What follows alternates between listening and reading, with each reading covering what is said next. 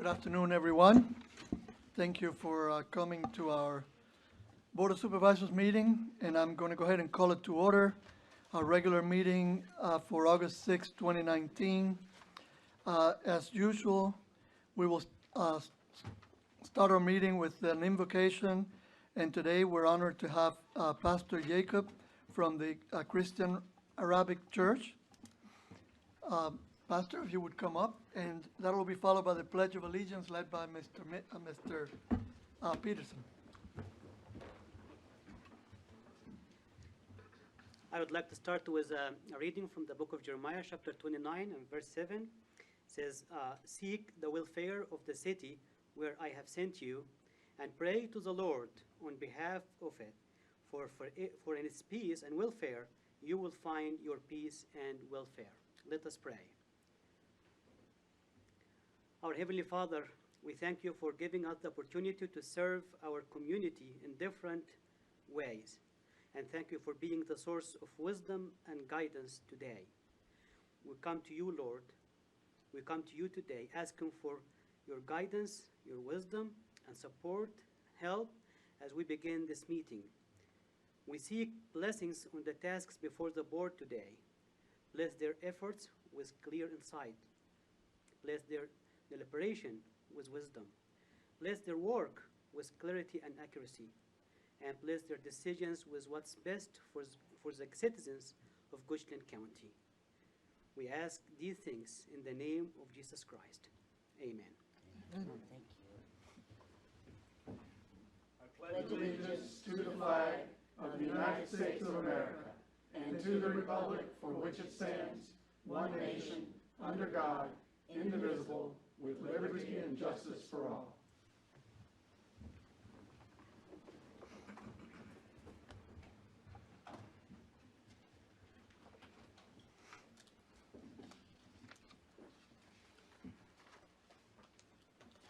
Do we have any request to postpone agenda items or additions?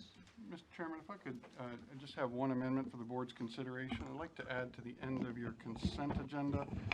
As you know, we've been working diligently on the zoning ordinance rewrite. One of the things that was just overlooked was the process of the board making a referral to the Planning Commission, as we normally do, and just would like to add that as item 6 under your consent agenda today. Okay. Any, everybody okay with that change? Yes. Yep. Okay, so we will add it to the bottom of the consent agenda. All right.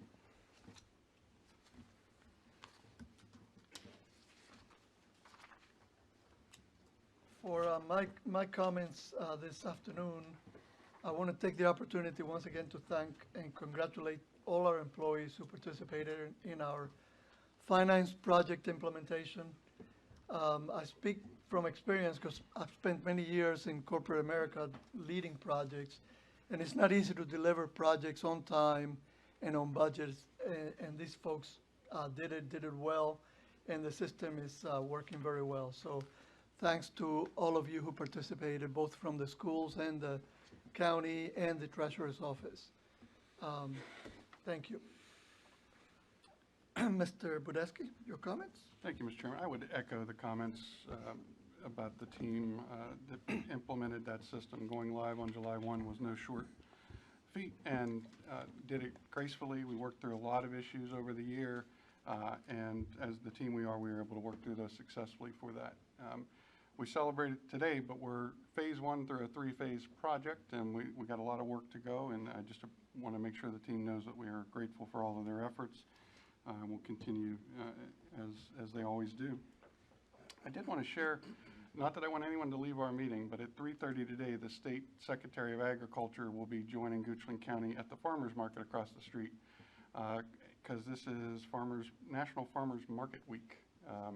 And so, as you're aware, here on Tuesdays in the Courthouse Village, we have a farmers market. Also Saturday morning up in Centerville, we have a farmers market, and very proud of that particular program and recognition of the providers in our community that support those farmers markets. But they're only successful if our residents engage in them and value them as well. And so I encourage you to continue to participate in our farmers markets here in the community.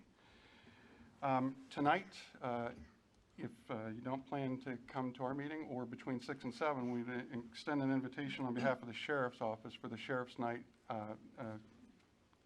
Night Out event that they're hosting down at the courthouse. And that goes from 6 to 8:30 p.m. this evening down at the courthouse. Depending on the schedule, we may or may not get a few of us down there ourselves. Lastly, but not least important, over the past several months, many are aware that there has been an issue as it relates to the Louisa-Goochland border, and specifically an impact to a number of our voters in our community that were reassigned. We've had a lot of work through my office. The county attorney's office has been actively engaged in this, but really our GIS department, other staff have really been working with the registrar and electoral board to understand their issue. But quite honestly, in the greater context, we've been working to resolve our outstanding border issue with Louisa County. Tonight on the board's agenda, there is a public hearing that'll have several steps for you to consider a formal adoption of our border, and that will be coming at public hearing this evening. We believe that in last evening, Louisa County heard and adopted favorably that same resolutions that you will have this evening. There are the local ordinance that we will work to try to adopt and recommend you do so this evening, but then we will be filing with the courts additional that should assist in enabling the registrars and electoral boards to make additional changes that could impact those voters favorably in their local election. And so it is a step in the process, but quite honestly, it's a step that we needed to take, and we were in the process of doing before the electoral board made the decisions they did. We sort of expedited it to assist in this voter resolution issue. And so I know a number of board members have been actively engaged on this, as you have impacted constituents. And it's an issue we've taken extremely serious and to the level that we can on the county side. We do not assign voters. The board does not have direct oversight of the voting process in our county. That's done by our electoral boards and the work of our registrar. But we definitely wanted to make sure there was no impediments on the county side, ordinance-wise, or that may limit their ability to make further decisions. And so that public hearing is the last public hearing this evening. We welcome anyone with interest to participate in that as well. Mr. Chairman, with that, I have no further comments. Summer interns or no? Oh, yes, I'm going to move on to something extremely important. There we go. I'm going to ask, one of the things that we're extremely proud of at the county is our engagement of future generations in the local government profession. And as we have the opportunities to get some young talent that are either high school level or college level, we always try to provide opportunities to learn and hopefully encourage some folks to go into the local government profession. Michaela, we're not done yet, so we can get you around. But it's one of those things that really inspires me, and I know the other departments, our county attorney has had an intern, our IT department has had an intern, really to see the level of talent coming out of Goochland school system. I'm really proud that we were able to host 2 in county administration this summer, and in other departments. It just really does give us a lot of hope and encouragement that we really have folks that can continue in this profession and serve our residents admirably. And so at this time, I do want to recognize Mr. Paul Drumright. Paul has coordinated the interns for county administration and the levels of work there, but Ms. Tara McGee has hosted, and Mr. Randy Buzzard has hosted. I'm going to ask that the department heads join us up there along with Paul. Mr. Alvarez, I'm going to ask that you join us as well in recognizing a couple of interns that have given service to Goochland County. So I'm going to start with Michaela Pryor. She's a rising senior at Goochland High School and has participated in the Reynolds Advanced College Academies. In addition, she participates in the Partnership for the Future program, which we've supported, a nonprofit which helps motivate high school students transition from high school to college and employment. They work with students year-round and offer coaching and development activities during the academic year, work internships, life skills. She also attends the Advanced Diploma program and working on an associate's degree. After high school, she plans to pursue a degree in marine biology. Unfortunately, not a county department. She spent this summer assisting county administration, parks and rec, financial service, and other various projects. In addition, she spends time with our assessors and shadowing animal protection. So welcome you to join us up here with the rest of the folks. Demond Morris, thank you. He's also a rising senior at Goochland High School and has participated in the Blue Ridge Virtual Governor's School. In addition, he participates in the Goochland High School robotics team, the Junkyard Dogs, and the forensics team. He's also an active member of the National Honor Society, Mu Alpha Theta Mathematics Honor Society, Rho Kappa Social Studies Honor Society, and the National Society of School Scholars. Damon intends to graduate with an advanced diploma. After high school, he plans to pursue a degree in law and government. He spent this summer assisting county administration and community development. In addition, he's got a close look at Goochland operations by shadowing county administration, animal protection, the assessor's office, building inspections, the health department, and many other departments. Wes Morgan. Wes is a rising second-year law student at the University of Richmond. He's earned a Bachelor of Arts degree from Virginia Tech, go Hokies, in both political science and history. He's also earned the rank of Eagle Scout. Wes has been a wonderful addition to the county's attorney's office this summer by contributing valuable research ranging from construction law to election law. Imagine that, Wes. And many other areas in between. He's attended staff meetings and Board of Supervisors meetings, including one that went well past midnight for a proper indoctrination to local government. He said that his internship in Goochland has provided learning opportunities far beyond the land use arena that he expected to encounter, and gave him great appreciation for the myriad of different legal issues and specialties encountered daily by local government attorneys. Wes plans to practice real estate law after graduation. Was Jack able to join us today? Oh, there he is. He's hiding behind Callie. And Jack Williamson with our information technology project. He's a rising senior at Goochland High School, currently interning in IT, and helped with our 2020 computer refresh project and sort of the all other duties as assigned topic through IT. He hopes to attend Virginia Tech or George Mason University to study computer science. Really would like to give this outstanding group of young students a round of applause and thank them for all their efforts.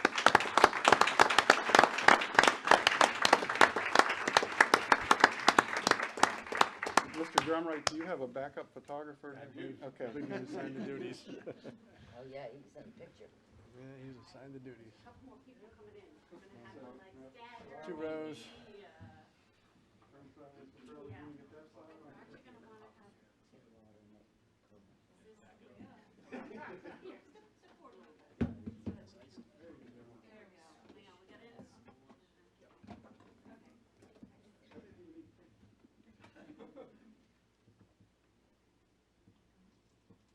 Thank you, guys. Congratulations.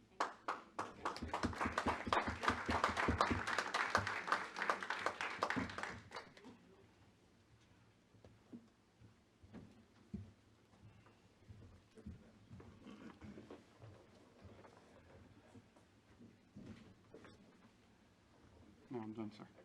Okay. Thank you, Mr. Budeski. Mr. Chairman, I do need to bring one more thing to your attention. We were notified that Paula, Dr. Pando from the community college may be running late, so based on her arrival, I think we'll probably have Mr. Stamey come up prior when she was supposed to.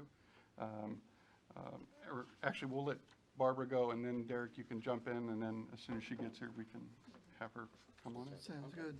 Thank you. I had it on my instructions. Thank you, sorry. Okay, next item on the agenda is our citizen comment period.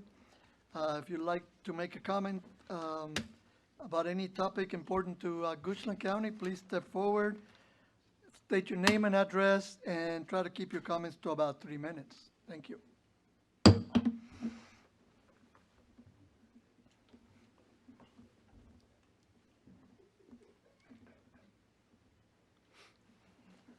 Hello. Diana Nixon, 4885 West Gray Fox Road, Gum Springs, Virginia. Proud Goochland citizen. We've been working really hard with the school system when I first came here in the early 70s. Seen huge improvements as we've heard about all the benefits that we're reaping as a county with our youth. And I want to stay a Goochland citizen, and I want to say thank you very much for all the hard work that a lot of people have been putting into this. I know you've heard from me in the past. I've been real pleased with what I've seen, especially the timeline that came out about the different items that needed to take place in order for this to become a reality. And every person I've spoken with, which has been quite a few in this building, have assured me they're on the same team, same side, but it's not a done deal yet. And I totally understand that, but hopefully we're going to see that we do come back as Goochland citizens. And I just want to say thank you for all of your hard work and your determination to get us back here into the county where we belong. Thank you very much. Thank you.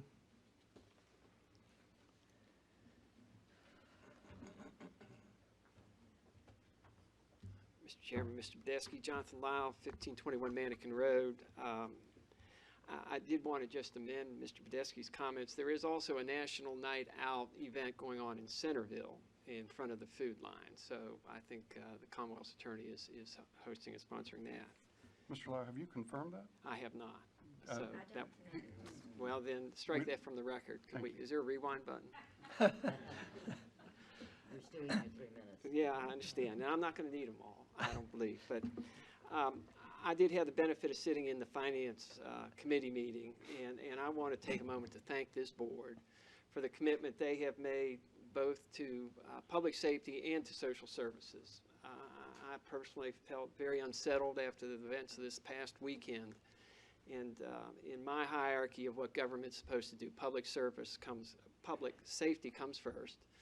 Transportation and education, those are my big three. And I so very much appreciate having seen this board over the last 8 years work to improve public safety for first responders and the Sheriff's Department here in the county. But also beyond that, I appreciate the commitment you have made to social services. We'll never fix crazy, but having the resources to address people that have mental illness, I think goes a long, long way to improving public safety as well. So thank you, folks.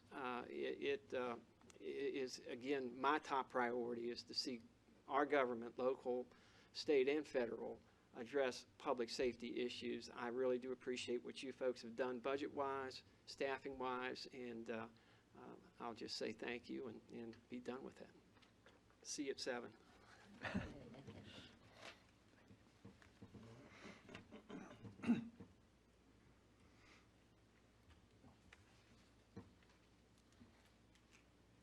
Avis Benford, 2868 Dogtown Road, Goochland, Virginia. I think it's been a couple of months since I was here. You don't even have to guess what my issue is, my dog. So a couple of things have happened since last I was here. One, I ran into a man who did appear and spoke on the night you all voted on this issue. And he said that he was in favor of dogs being on leash because 2 to 3 times a week, he would have to untangle his dog with some other dog who was off leash. Well, here again is my next concern. I remain concerned about a board who doesn't do its homework. I'd like to know who on the board asked him any questions, because 2 to 3 times a week is excessive. Off-leash trails don't even get that at all. So for one person to have gotten, or to have had issues 2 to 3 times a week, it has to be fairly obvious that there might be an issue with his dog. That's one thing. I also since then have met with Mr. Stamey and have been informed that the Board of Supervisors is greatly opposed to off-leash dog tags or off-leash dog training, et cetera, et cetera. But the question then becomes, based on what?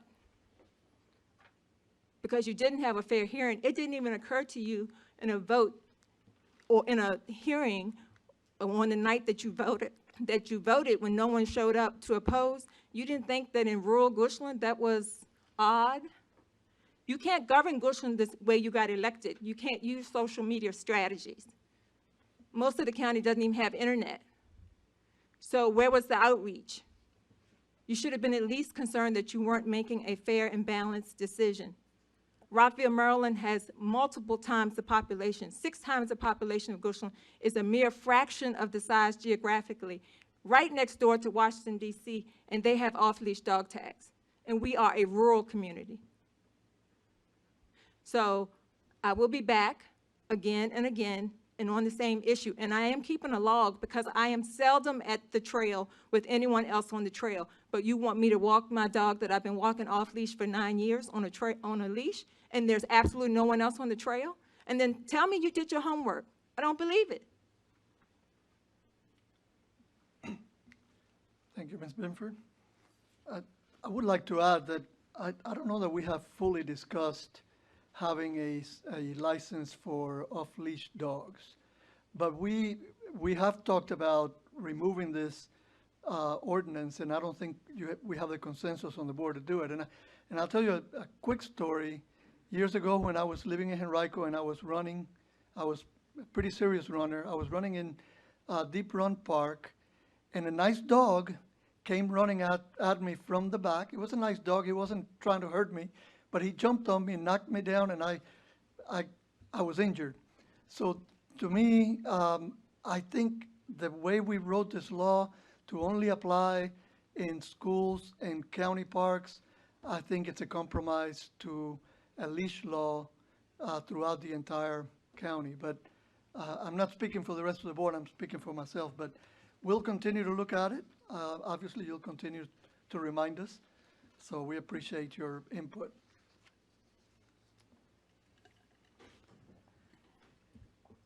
Anyone else for citizen comment? If not, I'll close the citizen comment period. Next on our agenda is the minutes approval. Did everybody get an opportunity to read the minutes? Any updates, corrections? Or do we have a motion to approve?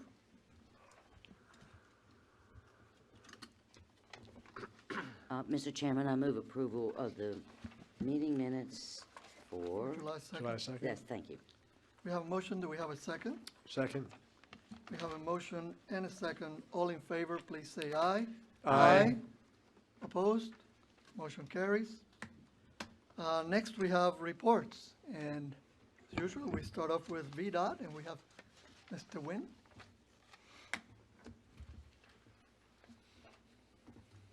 Mr. Chairman, members of the board, Mr. Badesky, Marshall Nguyen with VDOT. This past month, we received 138 work orders and managed to complete 166.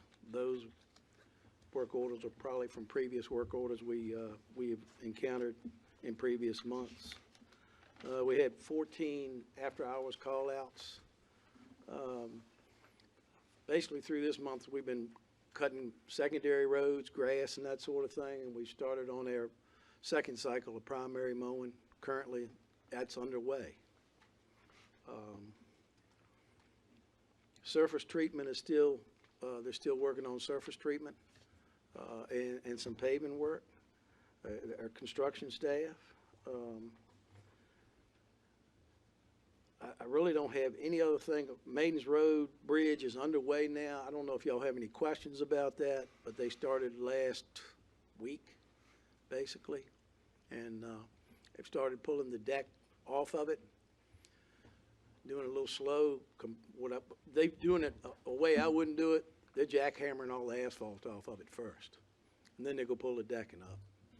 So it's their business, not my business. I would do it a different way. So that project is slated to be completed by October 31st, but there is an incentive on this project of $600 a day up to 30 days to complete it early. So that's, $18,000. I would be pushing hard as I could to get that bridge open as fast as I could. You'll be doing it your way, right? I'd be doing it my way. So other than that, I really don't have anything else. I mean, it's business as usual for VDOT out on the roads. We have, worked a few accidents during this month and that sort of thing. So if y'all have any questions, I'd be glad to field them now. Any questions for Mr. Nguyen? Ms. Lascolette? Mr. Chairman. So, Mr. Nguyen, the roundabout at 250 and Sandy Hook 522, and we got your note here that, design's underway and it's on track for advertisement. Right. And that's in Louisa County. Yes, ma'am. But a lot of Goochland residents travel through there. Yeah. And so I've gotten a request, or actually several of them. Is there something that can be done while we're waiting for the roundabout to come through? Either the lighted stop signs or something, because that still seems to be a kind of a dangerous intersection. 522 is 55 mile an hour. Broad Street is now restricted to 45. 45 Right. through that intersection, but not Sandy Hook. And just last week, someone blew through the stop sign literally at 55 miles an hour. Blew through the blinking lights out there. Yeah. Yeah. Yeah. That's what they did. So- Let me get with Alan Saunders. He's a resident Just engineer. throwing it out. Okay. Or have maybe the blinking lights Yeah. alternate, and I don't know. Yeah. But is there something that we can do in the interim? And I understand probably not. Yeah, Alan Saunders, he's a resident engineer in Louisa. Let me touch base with him. And he was actually asking me about the blinking stop signs just last week. And I sent him some information that we had on them. So I'll get back with you after I Right, talk to him. it's just, like I said, a lot of our residents do travel through there to get to the Right. interstate or Yes. come here or whatever. And I do have one other item, Mr. Chairman. I got a call from someone on Davis Mill Road, and I will send you the particulars. Okay. But there's a couple things. It's apparently become a throughway. Now, this is the stretch that. 608, I know where you're talking about. Right, well, this is west of Haydensville Fife Road. This, that little short stretch. Between Haydensville, Fife, and 6? Correct. Okay, That's exactly right. okay. Apparently, it's become a cut-through for large trucks, and they're saying that the road's getting in pretty bad shape with potholes. But even worse, there's a section at the bottom of that creek, and I'll give you all the details of the people, the address and everything. But apparently what's happening is that sand and gravel is flooding into the road, and he's saying it's several inches thick on the roadway and really creating a hazard. So there, you might want to look at that whole little stretch of I'll look at road. it. We just lined that structure in the bottom last year. Well, some- weren't you on the other end, though? Pardon? Weren't you on the other end of Davis Mill? No, we performed some, we put some steel liners in a structure, and it was between Haydensville, Fife, and 6. Right? I think it was 2 lines of half-inch steel liner. Uh-oh. I'd be glad to look at it. Yeah, but and I will send you an email on Okay. it, but I just wanted to just bring it to your attention that apparently that's been. I mean, something- unfortunately, we can't stop trucks from going through there without a through truck restriction, and, you know, the county has got to submit that information. Right. If it And comes there's to really that. no bridge there. There's no, it's just I think it's just a low area in the road. Yeah, there's a double line of 72-inch pipe in that bottom Right, that I remember. right. Because we went down there, myself and Mark, we went down there when the contractor was putting the steel liner in that pipe. Okay. All right, well, thank Okay. you very much, and yeah, I will send you an email on it, give you the details. Okay. Thank you, sir. And that stop sign at Shannon Hill, Yes, where the stop wasn't on, it was a little short in it. We got that fixed. and thank you for that. I'm glad you Okay. brought that up, because it Okay. got fixed. I got a call at 7:30 that morning, someone that went by, and you had it fixed that day, so that was awesome. Thank you very much. Okay. Very The helpful. Las Vegas, Look, you know, some light. people don't like it, but if it saves lives, you Yeah, I know, was then- surprised by that, Right. what you sent me. So, Right. the Facebook or whatever it was, I can't, information. you know, I can't help it, but I think if it does help, yeah, save lives, then I'm all for it. All right, Yeah. tame you very much. Okay. all the questions for Mr. Nguyen? Real quick, when is the roundabout right outside here, when is that going to be approved? Design approval is targeted for when? Well, Right that's out here, I think we got a public hearing coming up in September, 12th? Yep, that sounds right. that what it That is? sounds right, yeah. Yeah, and, you know, myself and my staff will be here for that public hearing. So that's for the extension portion of it, right? Yes. Uh-huh. And so within when does, I'm just looking at your note here, you're working to advance extension and roundabout project simultaneously, which we Correct. talked about. Correct. Working towards design approval due in, your report says June 2019. But is, what, is that right? I need to get with Tony Haverty. He's the project manager. Okay. Yeah, there's a location public hearing and a design public hearing that we're gonna have to do with that one. And, And part of it, I'm just trying to learn the process. Right, I didn't right. figure, I didn't think design approval had been done yet because No, we no, still no. have to, we still have to do the extension. And I know we're trying to bring the extension up to speed with the, so with the roundabout. so it We'll looks try to like- do them all simultaneously is what Right. we're gonna try to do. yeah, let us know, because I don't know if that's a typo or, you know, I'm just, Okay. because people ask me questions and I'm Okay. trying to keep tabs of, it just seems so far away, but I know it'll be here before we know it, but, Yeah, the older we get, the faster the days go by. For sure. Mr. Wynn, did you, I know it was on the report from Todd yesterday, did you get a chance to look at the intersection of Whitehall and 522? Yeah, we've talked with construction staff about that. Contractors gotta come out there and do some more, shoulder stone. And the pavement marking is one of the things that we're trying to get done, where it'll be put back like it was. Okay, good. Okay? All right, thank you. Any other questions?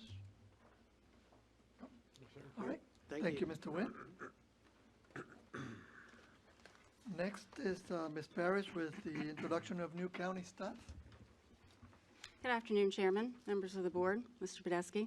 I'm Kelly Parrish, Director of Human Resources, and on behalf of County Administration, I am pleased to present 2 new employees in our General Services Department. They were both trying to be here today, but I haven't seen them arrive yet. Nope.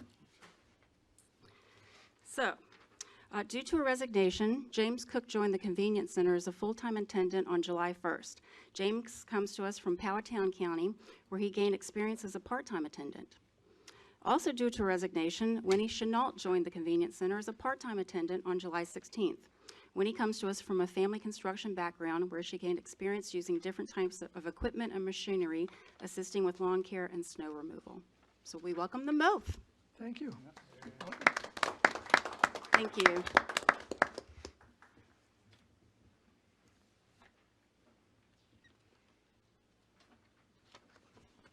Next is the planning and development activity that's in our packet and the AP report. Any questions for staff on those? If not, we'll move on to the consent agenda and we'll let Mr. Budesky take us through it. Thank you, Mr. Chairman. The accounts payable is also in your Yeah. packet. Have anything, questions, staff's here for that? If not, I'll move on to the consent agenda. There is 5 on the, all good? Yep, all good. So, just as a reminder, there's an addition to the consent agenda, and I'll cover that in my summary. The first item is an authorization for myself to execute a contract amendment with Barry Dunn, McNeil and Parker LLC for the second phase of the Human Resource Payroll Modules Project Management Services for the Enterprise Resource Planning Solution. We just left the recognition event for Phase 1. This is for Barry Dunn's support on Phase 2. They have been actively involved on this project since early development. The next few items are requests to set public hearings. So the first one is a request to set a public hearing for September 3rd to consider a lease agreement with AT&T for space on the Centerville water tank. The next item is also a request to set for public hearing on September 3rd, is a lease on county property located at Central High, and this is actually with a blacksmith group. One of the projects that we are doing to augment the agricultural center is work on an artisan component, and a blacksmith group who ironically had the pleasure to meet at the Jackson Shop event, actively works out of Goochland, and we're looking for a partnership there, and future we'll be back to you with further artisan opportunities out at Central. And the last item number 4 is an authorization for myself to execute a lease agreement for a community garden at the Central High Cultural and Education Complex, and we've discussed that in prior discussions. And amendment coming to you For the school capital improvement program, this was reviewed at the Finance and Audit Committee prior, coming with a recommendation from that committee for board adoption and consideration. And the last item, which was the addition, is a referral, the zoning ordinance rewrite to the Planning Commission. Mr. Chairman, I and other staff are here ready to assist in answering any questions you may have. Any questions on the consent agenda items?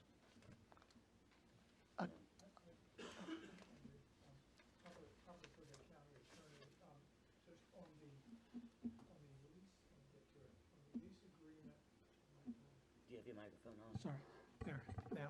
On the lease agreement with New Singular, which is AT&T, well, broader question is, have we done this in the past? Yes, sir. We have And- other leases on that. Has it usually been with one carrier? I think it's multiple. Is Todd here with us? You know, he ran out moments ago. Probably following VDOT. When Mr. Lumpkins went to turn on his mic, I Matt's saw him here. slip out. Not a cause and effect, I'm just saying. He did. Thanks. Yes, sir. So I think the first question, I do have a question about the lease agreement itself, but bigger or higher level question. I just was trying to understand, do we normally, because I would think if we're going to have a lease agreement with New Singular Wireless, then Verizon and whatever the third carrier ends up being, they're not going to have a right to get on. There's room for 3 or 4 carriers on that tank. Okay, Verizon initially constructed the corral in that tank, and we have an agreement with them. And they have allowed 2 more carriers to be on that same corral per our agreement with Verizon. got it, okay, yeah, didn't get through I saw a lot about a corral portion. Okay, then paragraph 14 of the lease, tower compliance. And I think this is going to be, it says the lessor, that's the county, covenants it will keep the tower in good repairs required by all laws. The lessor, the county also will comply with the rules and regulations enforced by the FCC as regard to lighting, marking, and painting. And then it says, if the county fails to make such repairs, including maintenance, I guess there should be a comma there, but the lessee may make the repairs and the cost thereof shall be payable by the lessee. So why would we ever want to make a repair? Sounds favorable. I like it, but. Well, that's not happening. Just wondered. It's possible, though I didn't review this agreement on our behalf, but in glancing at it, it's possible that last one is supposed to be lessor? Isn't that what you're suggesting? That we would end up reimbursing them if they had to do it? Right, it just seemed to be, what I really was trying to get into is like, what parts are we responsible for? Because they have to take care of, I think elsewhere in the agreement, they have to take care of the portions that the corral and all those sorts of things, right? Correct. Right. I didn't, Correct. we're getting rent, and as far as I could tell, it doesn't look like we have a responsibility. We don't have a heightened expense because of this, is what I was reading this for. Right, now this actually just requires us to keep the tower in good repair and in compliance with the FCC. Right. So, in looking through this document for that kind of stuff, I saw that, and I think it probably should be lessor. I suspect, I'll certainly check back to make sure. All right, sure. And I do have one question probably for Ms. McGee. Yes. And it may be normal language in the, let's see if I can get back to the top. On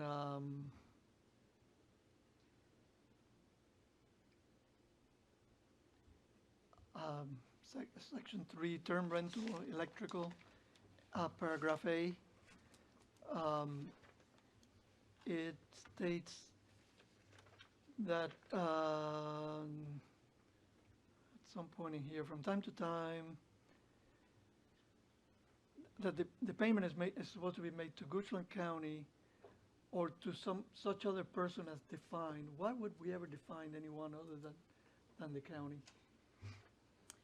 I mean, it's possible, I don't think it's likely, but I think it's possible that we would. I'm not sure that's something we've done standard, Mhm. but it's certainly not, I mean, it provides us a greater right to do something, not a lesser right. Right. If we never decide anyone else, we wouldn't. That tends to be fairly standard lease language in terms of a lease of a real estate apartment, you know, because an owner often designates a manager or management company. So it is somewhat standard lease language, and in this case, it certainly doesn't limit our ability, it only opens it up. Right. So we're not obligated to do it, but if we did, it would be legal. We done? No, yeah, Okay. Yeah, Mr. Chair, if you don't mind, I'm going to shift gears back to the previous comment. Water tower they're using is a county asset of our utility department. So we're going to maintain that as long as it's a benefit to the county. At some point, if it's no longer beneficial to the county to maintain it or have that water tower and we abandon it, any follow-on maintenance would be purely for the benefit of the cell tower lessees, is that right? So I guess that's, I'm trying to envision when we would not care about the maintenance of the tower, but they would we be obligated to maintain something for their benefit only? That's the, Because it's our structure, we're always going to care about the maintenance of it. If for some reason we abandoned this water tower, we would take it down and maintain it so it didn't become derelict, it didn't become a danger to the property around it. It most likely is either that utilities has decided we are going to be on this water tower for as long as this lease. If not, and we need a different water tower, then we would negotiate with these carriers, I'm assumed, to go on the new tower. But we're going to want to maintain that water tower regardless. as long as it's in our best beneficial interest to do it. That, yeah, we don't want some structure that doesn't. Correct. In that situation, typically, a replacement tower would be sited at the same location as the existing tower. So, like Ms. McGee says, we would negotiate with those carriers to relocate that equipment from one tower to the other. So I guess I'm envisioning, you're familiar with the Creekmore water tower? I am. And I guess we've decommissioned that. It's been severed And we from the haven't- system. but Haven't taken it down. We haven't taken it down yet. It is still being maintained under our current contract. And that's the thing, again, until we take it down, we have to maintain the structure because we can't have it become a danger. Okay, so, well, that answers my question. If we decide to decommission it, no longer needed, abandon it, we're still going to maintain it, even though there's no benefit to the county, let's say. Right. Okay, so in that case, we're not doing it solely for their benefit, we're doing it because we would anyway. All right, that answers the question now, so thank you.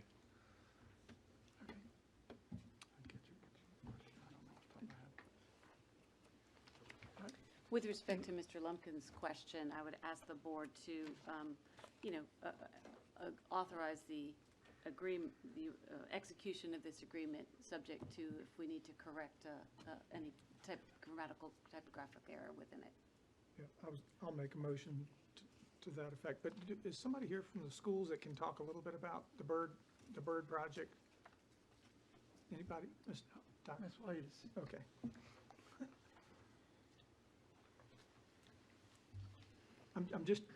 I see what's going on here, the 300,000 reallocation. Yes. But what's being given up is the high school track and stadium renovation. Give me a summary of your letter here. So, we moved some projects ahead of schedule last year. And they used surplus funding in the telephone and security projects. The money that's now being in the 2020 budget is no longer needed for those two projects because they were funded in last year. So we simply have moved a few projects. And how much money was not needed? $150,000 for each of those, the security and telephone projects. All projects are on task. They'll be completed as needed, both the school security projects, the telephone projects, the track, and the stadium project.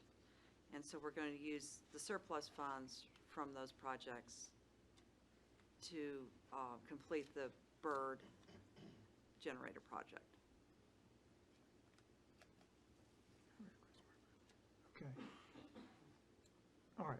So we got caught in a funding year change and so it's a little bit more complicated than it needs to be. The two projects listed, the stadium and the track projects, are on target. They were funded appropriately. We just had to move them from one year to the next. Gotcha, okay. So now we have new money coming in for the stadium track projects, and we don't need it, but we do need it for the bird generator project. Gotcha, okay. That's pretty much what the letter said. It just seemed like, it looks like a reallocation of all of current year CIP, right? Which No, is- sir. We so- have other projects in the CIP, like the high school roofing and HVAC projects. We have some money that we're setting aside for the Goochland Elementary School construction project in a few years. So we do have other money in But I'm saying the CIP. request is just a reallocation of FY Of 2020. Yes. of the track and field Right. money, Right, right. in stadium. stadium money. Yes. Okay, I think I'm, Yes, those projects are being completed in their own schedule, and they're within their budget, but we just had to shift money from one year to the next to get them moved ahead of time. And now we need to use that money to complete the bird generator project. and so when is the stadium, is that stadium gonna be, it looks like it's gonna be completed in a couple, or now? The grass is beautiful, it's green, it's being well watered with the new irrigation system. It's going to be ready for the first football game on August 22nd. Lamont, right? So, And are you playing, who are you playing? No. I just keep up to date with all my school stuff. Yeah. he knows when the first. Lamont informed us in the Finance and Audit Committee meeting when our first football game was. I just knew that it had to be ready by mid-August. Gotcha. Thank you. Thank you, Mr. Chairman.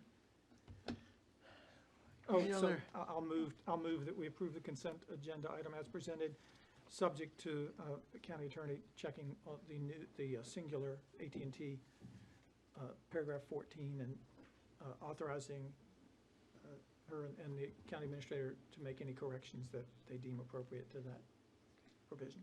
Thank you. Do we have a second? Second. We have a motion and we have a second. All in favor, please say aye. Aye. Opposed? Motion carries. Consent agenda is approved. Next is new business, and we thought we were going to have to change gears, but Dr. Pando is here with us. I'd like to welcome her up to the podium. Thank you so much, and thank you for being willing to move me around. Chancellor Dubois has asked me to serve as the co-chairperson for the presidential search of Tidewater Community College. And for those of you who might know Tidewater, it's the second largest community college in the Commonwealth of Virginia. You might imagine what the first day of that search with that college board and the state board, how long that went. So I truly appreciate you being able to move me around at the last minute. I'm so thrilled to be here with you today. I would like to first recognize that in the audience today is our College Board Chair, Mr. Fred Babick. If you would stand and be recognized, please. Mr. Babick does a great deal of work on behalf of our college, and so grateful for his support. Another gentleman in the office, in the audience today, is Dr. Stephen Geyer, who serves as Goochland's representative to our College Board. And Dr. Geyer does really a wonderful job of keeping Goochland its interests at the fore for the college.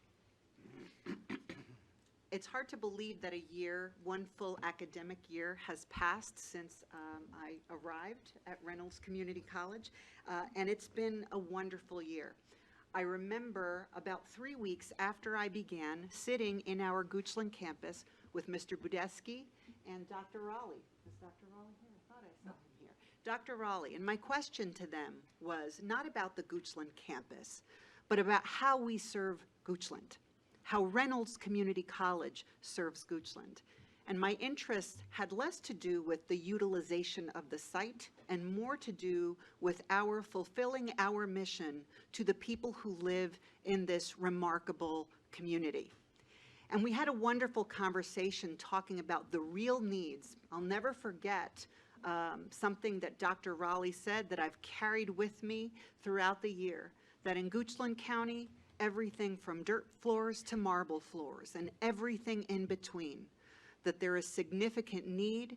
And we talked a lot about the college and how we might be able to really help the community, not just to help the community thrive and access a higher education, but a higher education that was meaningful to them in their context.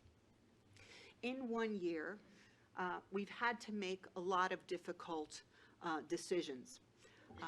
When I arrived at the college, we were experiencing significant enrollment declines.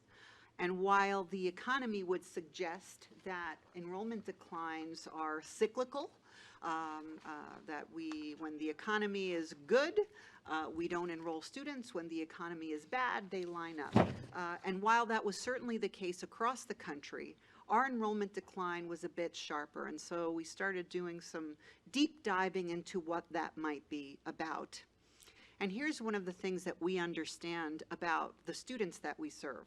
In community colleges, we enroll half of all undergraduate students across the country. 1/2, think about that. 1/2 of all undergraduate students are enrolled at a community college in the United States.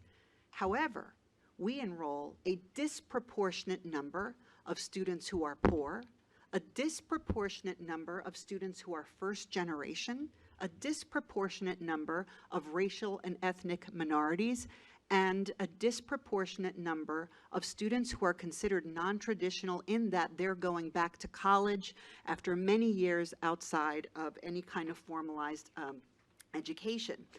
And so with that understanding that we enroll a disproportionate number of students from all of these classes of people that we might call at risk, high risk, needing additional supports, we knew that we needed to take a look inside of our organization to make sure that we are organized to serve the population of people we enroll and not those we imagined imagined that we would enroll when we were in graduate school, the actual students who show up at our doors.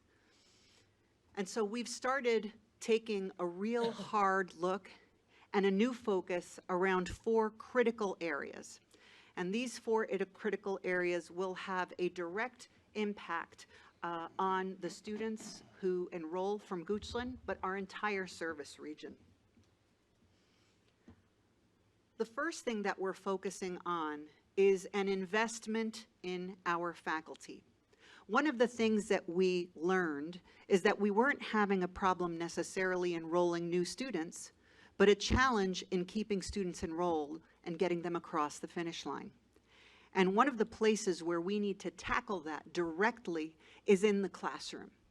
We know that most students leave college because they're not connecting, not because they're not doing well academically, but because of something else going on either in their life or not feeling that they belong at the institution.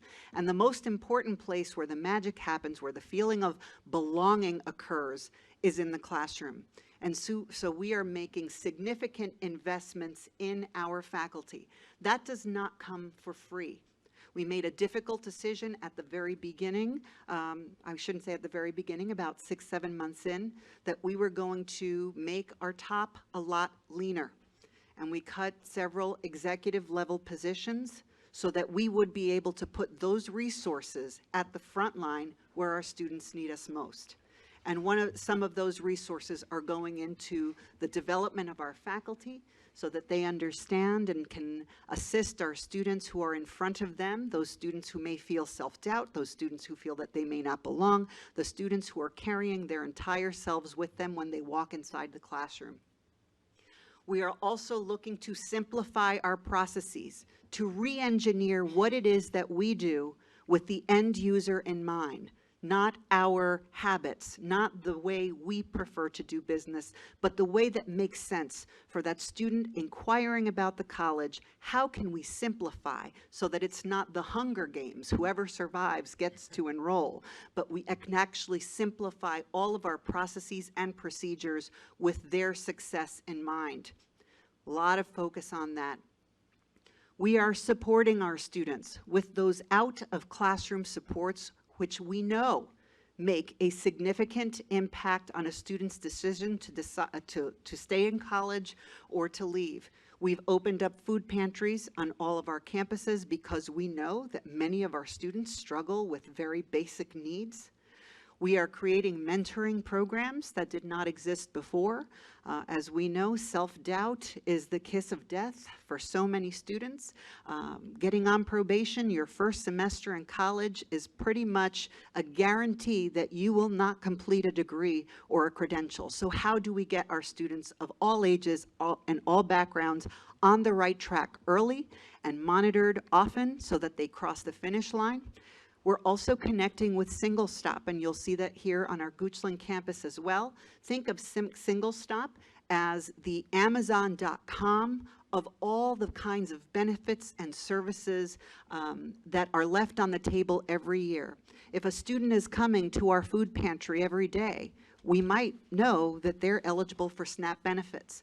And those kinds of barriers are things that do impact a student's ability to continue on in a college education. Housing insecurity, emergency loans, et cetera. It's a wonderful program. Some of the top community colleges in the country have partnered with Single Stop to take on those out-of-classroom challenges that many of our students experience.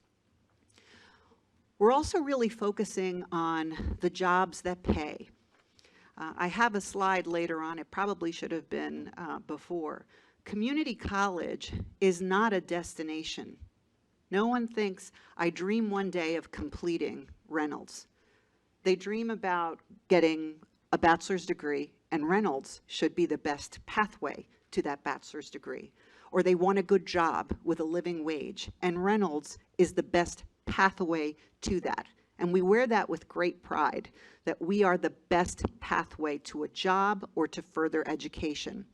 One of the things that we talked about on that day with Dr. Raleigh and Mr. Budeski, the kinds of jobs, the kinds of skill set that the workforce needed so that people here in Goochland could avail themselves of these high-paying jobs. And we'll talk a little bit more about some of the things that we have launched right here exclusively in Goochland. But we're really focusing on aligning our curriculum with jobs that pay. Our parents could graduate from high school, work for 40 years in the same company, and retire with good benefits, a nice watch, and we know that those jobs, if not non-existent, are scarce. But they have been replaced. Those jobs that you didn't need a college degree for are disappearing, but new jobs are appearing that do not require a bachelor's degree, but absolutely require a post-secondary credential, whether it's a licensure, a certificate, et cetera. And so we are looking to align our programs. We just met with Henrico County last week. They are having a critical shortage in their 911 dispatchers. And they require a national certification for jobs that pay right out of the gate $40,000 a year with full benefits.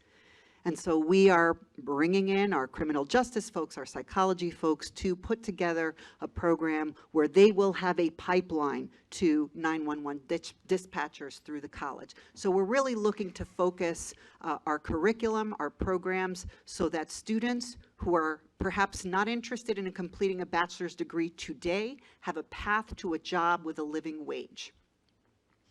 A little bit about our Goochland folks. So we have 342 students from Goochland enrolled at the college.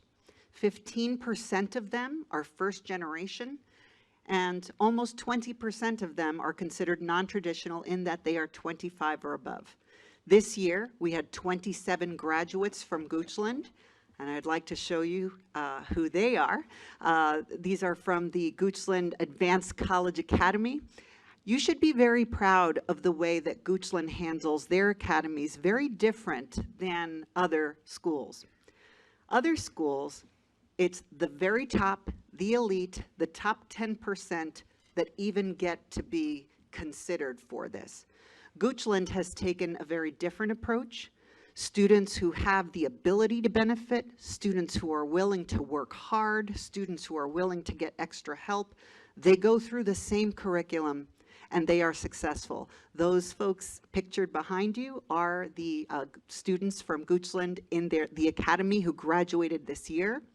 And we have 38 rising seniors in the Advanced College Academy from Goochland High School who will be next year graduating from high school and also achieving an associate's degree at the same time. And where do they go?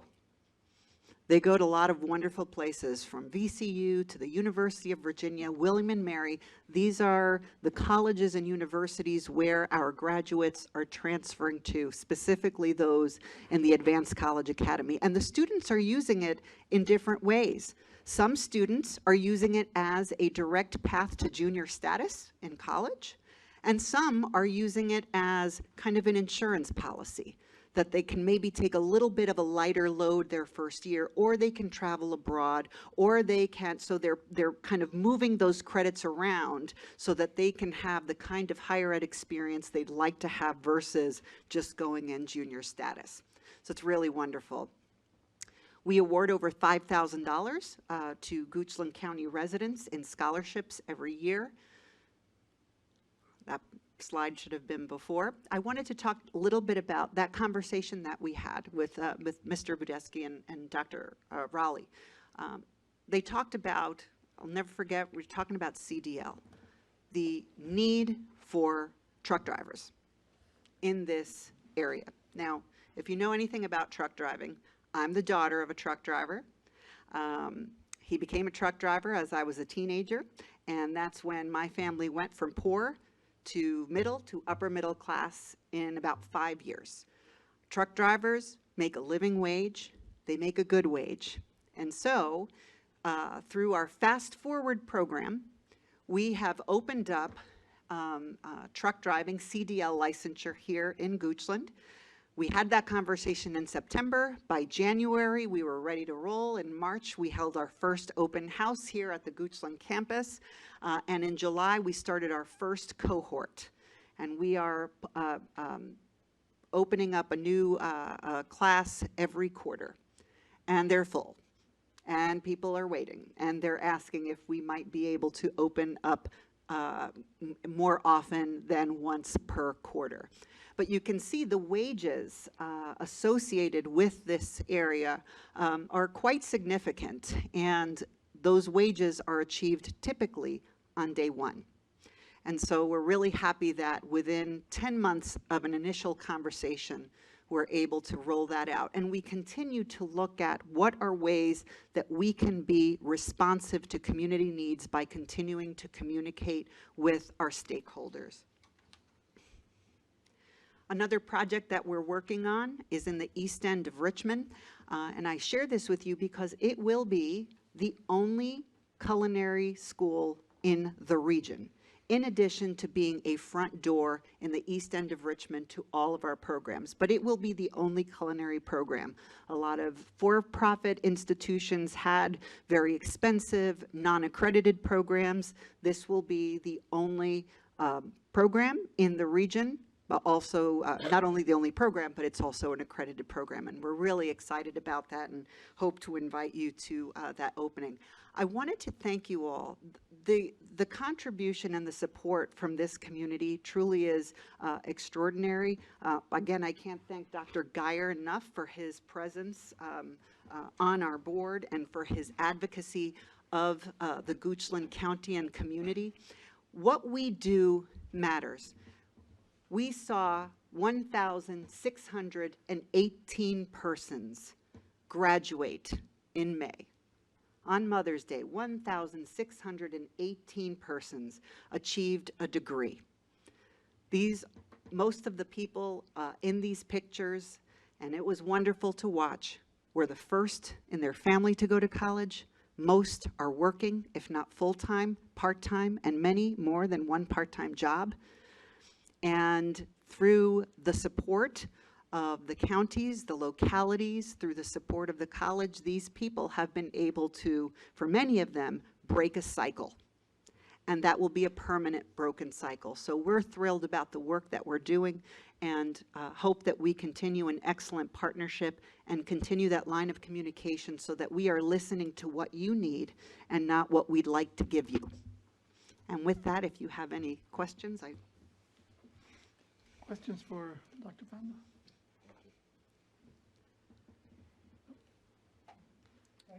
Thank you. thank you so much. Thank you very much. Thank you for everything you do.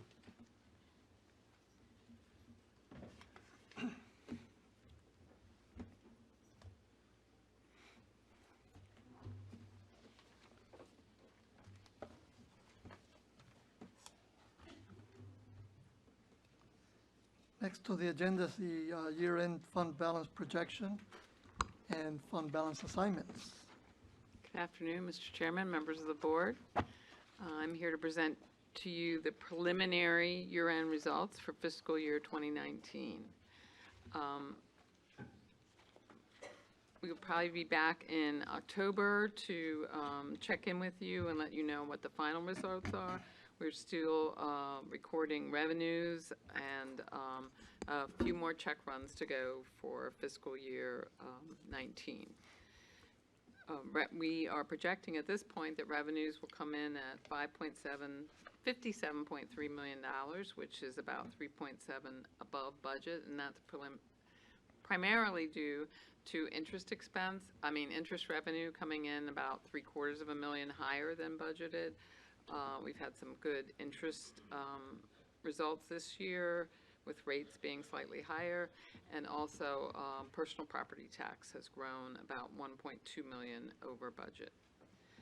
Expenditures are projected to come in about $2 million under budget, which is excellent. That is in part budget savings by all our departments. And that would give us a final operating result of about $5.8 million, an operating surplus at that point of revenues over expenditures. And then in addition, this year we have spent approximately $6.8 million on our capital improvement program, and we will transfer about $750,000 to our Office of Children's Services, which will give us a net bottom line of about a drop in our fund balance of about $1.7 million, leaving us a fund balance of about $34.5 million. And within those, we have our different categories of fund balance. We have to maintain according to the GASB regulations.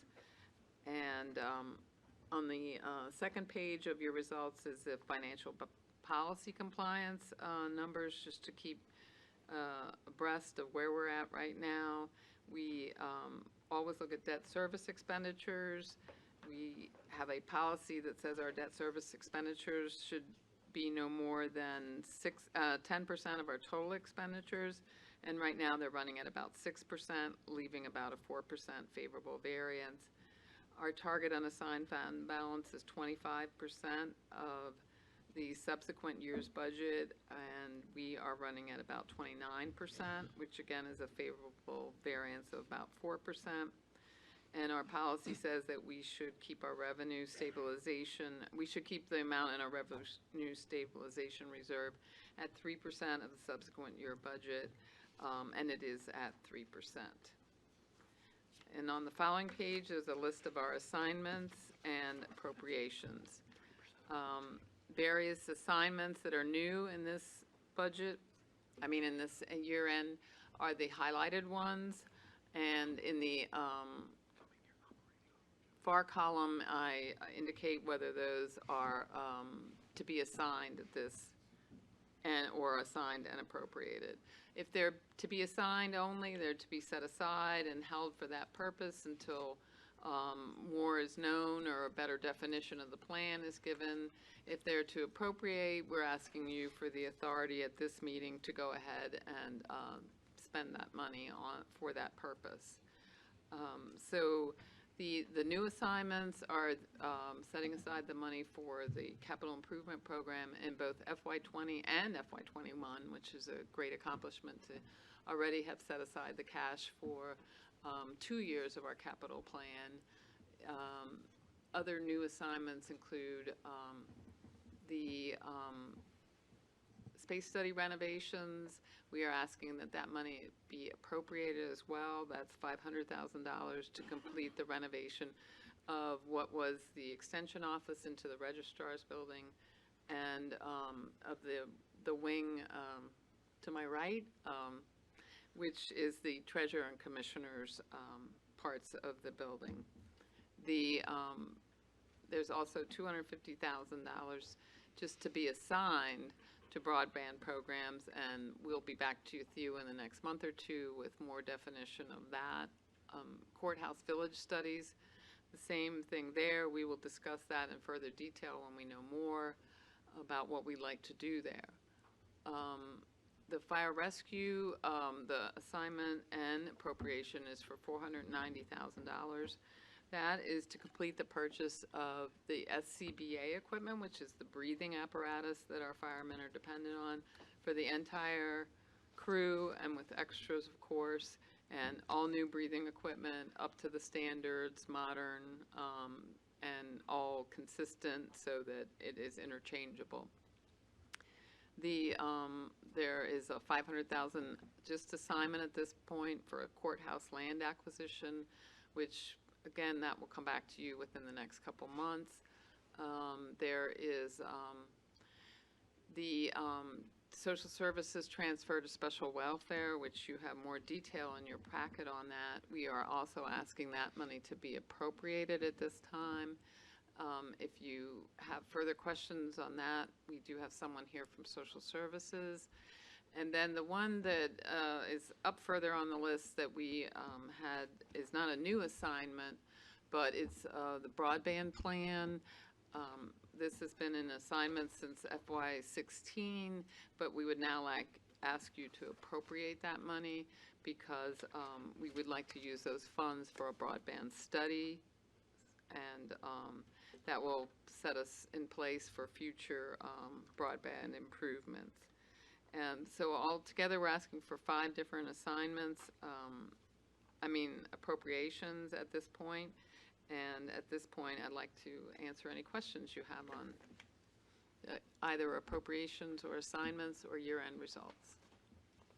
Questions for Ms. Horlacher? Mr. Chairman, I should note that this did go to the Finance and Audit Committee prior to this meeting and for their review. And so this is coming to the board for your consideration and adoption. And the Finance Committee recommended approval of the assignments and appropriation unanimously. true. So I do want to clarify on the broadband plan. The $50,000 was money that we allocated a few years ago, and for different reasons we couldn't use it at the time. And it's not for a study as such, but to create a plan for moving forward and where we need expansion and so on. Right, and I think that along with the other money that we're assigning at this point, there'll be more about a broadband plan coming.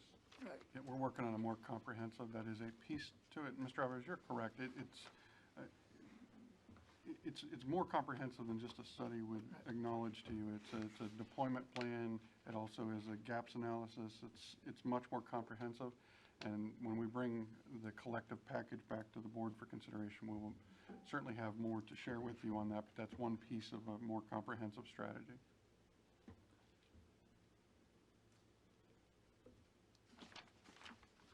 Questions? Mr. Peterson?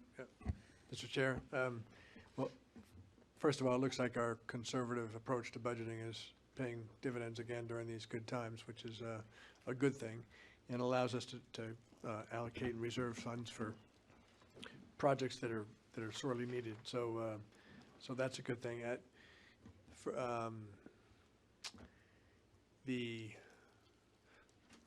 We'll get another chance, I guess, in October, November to do a final true-up. But the initial plan to take some $6.8 million from reserves to use for capital spending.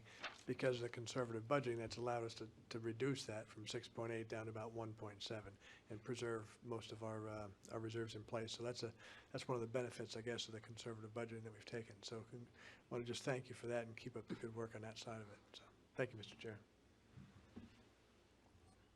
Anyone else? Okay, so we need a motion to approve the assignments and appropriations as Correct. presented by Ms. Horlacher. Do we have a motion? All right, so moved, Mr. Chairman.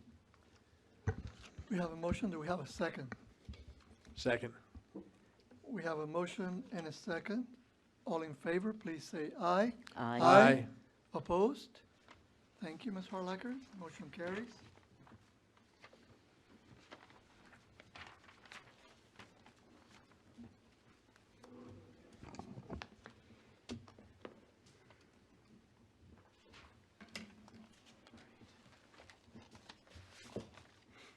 And next is Mr. Stamey with presentation on general services, Parks and Rec, cooperative extension, and capital projects update.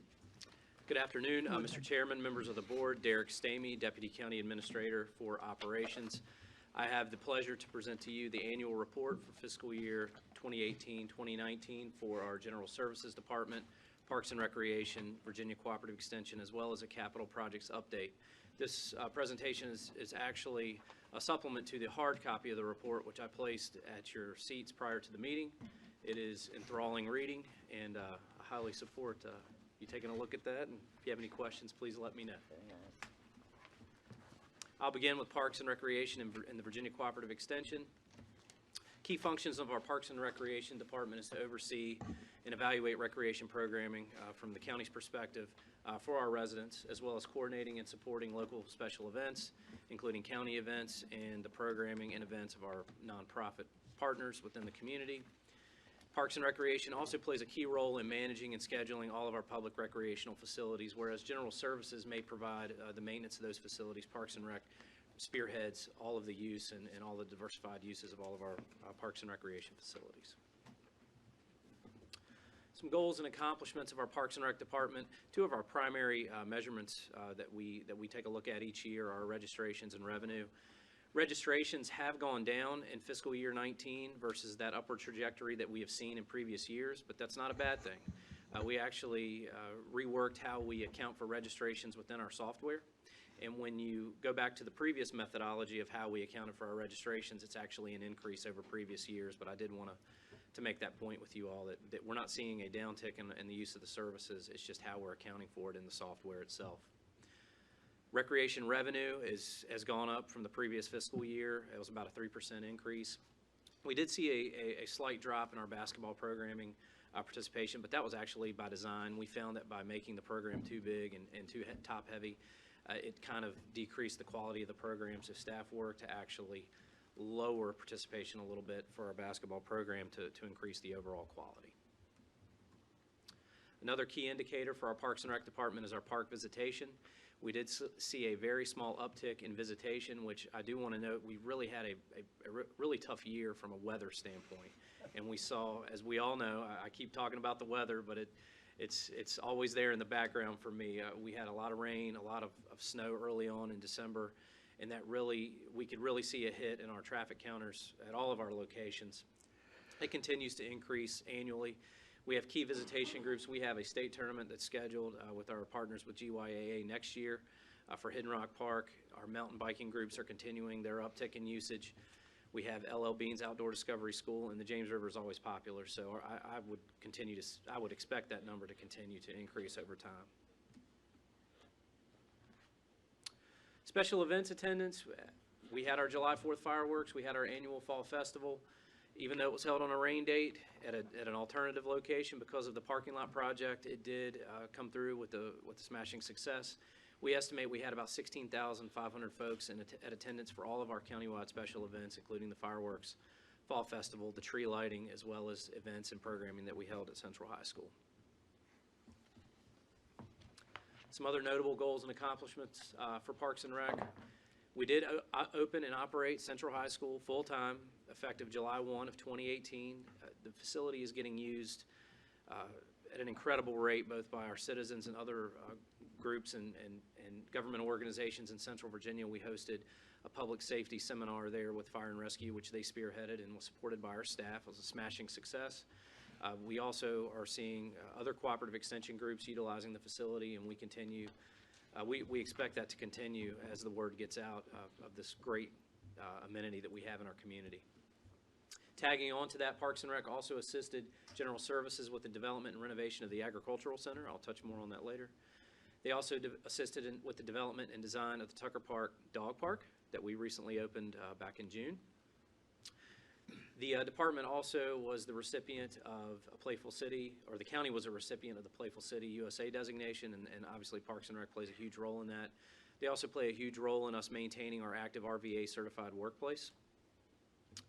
They also, obviously, when they spearheaded the Central High renovations, VCU did recognize us for the Excellence in Virginia Government Award as part of the Central High School Committee, and the Virginia Recreation and Park Society recognized the Central High indoor renovations as a best indoor renovation for that time period. So that's the 9th and 10th statewide recognition for the department in the last 5 years. Virginia Cooperative Extension, very similar to Parks and Recreation from a programmatic standpoint, but their key functions are to provide programs related to agriculture and natural resources, community viability, family and consumer sciences, and our 4-H youth development. The Virginia Cooperative Extension works hand in hand with our school system and community to implement and develop and evaluate programs, and they provide support services to special events such as Rasselweck and Field Days of the Past. Two things of note that really impacted Extension this year. They did relocate to Central High Complex, so that's a good thing. But we did experience 2 vacancies for an extended period of time, including the agriculture and natural resource agent as well as the 4-H coordinator. The A&R agent left in November. We're looking to actually fill that position within the next 25 days, is what I've been told by our central office area for Extension. And the 4-H coordinator, we are expecting that position to be filled shortly thereafter. So we're very excited about that. And I think, as we go through these numbers, I think it's incredible that the staff that remained in place were able to pull off what we pulled off this year. And I thank the central office staff with Extension for helping supplement the remaining staff with part-time staff as well. Mr. Chairman, can you clarify the relationship? Some people may not understand why it took so long to hire those employees. Sure, absolutely. So the 2 vacancies occurred. The A&R agent left in November of last year, and really what happened, it was a budgetary issue with the state. The county does not hire these positions. We serve as kind of as a review and a clearinghouse, so to speak, when internal transfers or new hires are brought in. But these agents are hired by the state.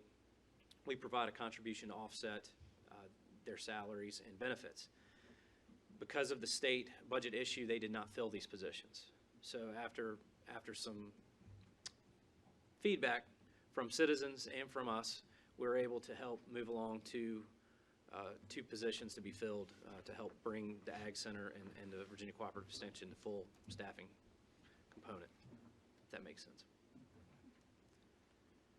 Youth Agricultural Services, we did see 113 youth club enrollees with 84 club meetings, 65 youth overnight campers, 12 community service projects, and over 1,000 kids in our in-school program participants. Adult and Family Agricultural Services, these numbers, I wrote increase and decrease by each one.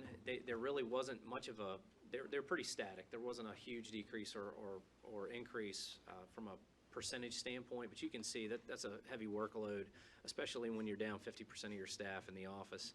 239 soil samples, 23 agriculture and natural resource workshops, and over 1,900 agriculture and natural resource direct contacts. That's when somebody makes a phone call or sends in an email to staff.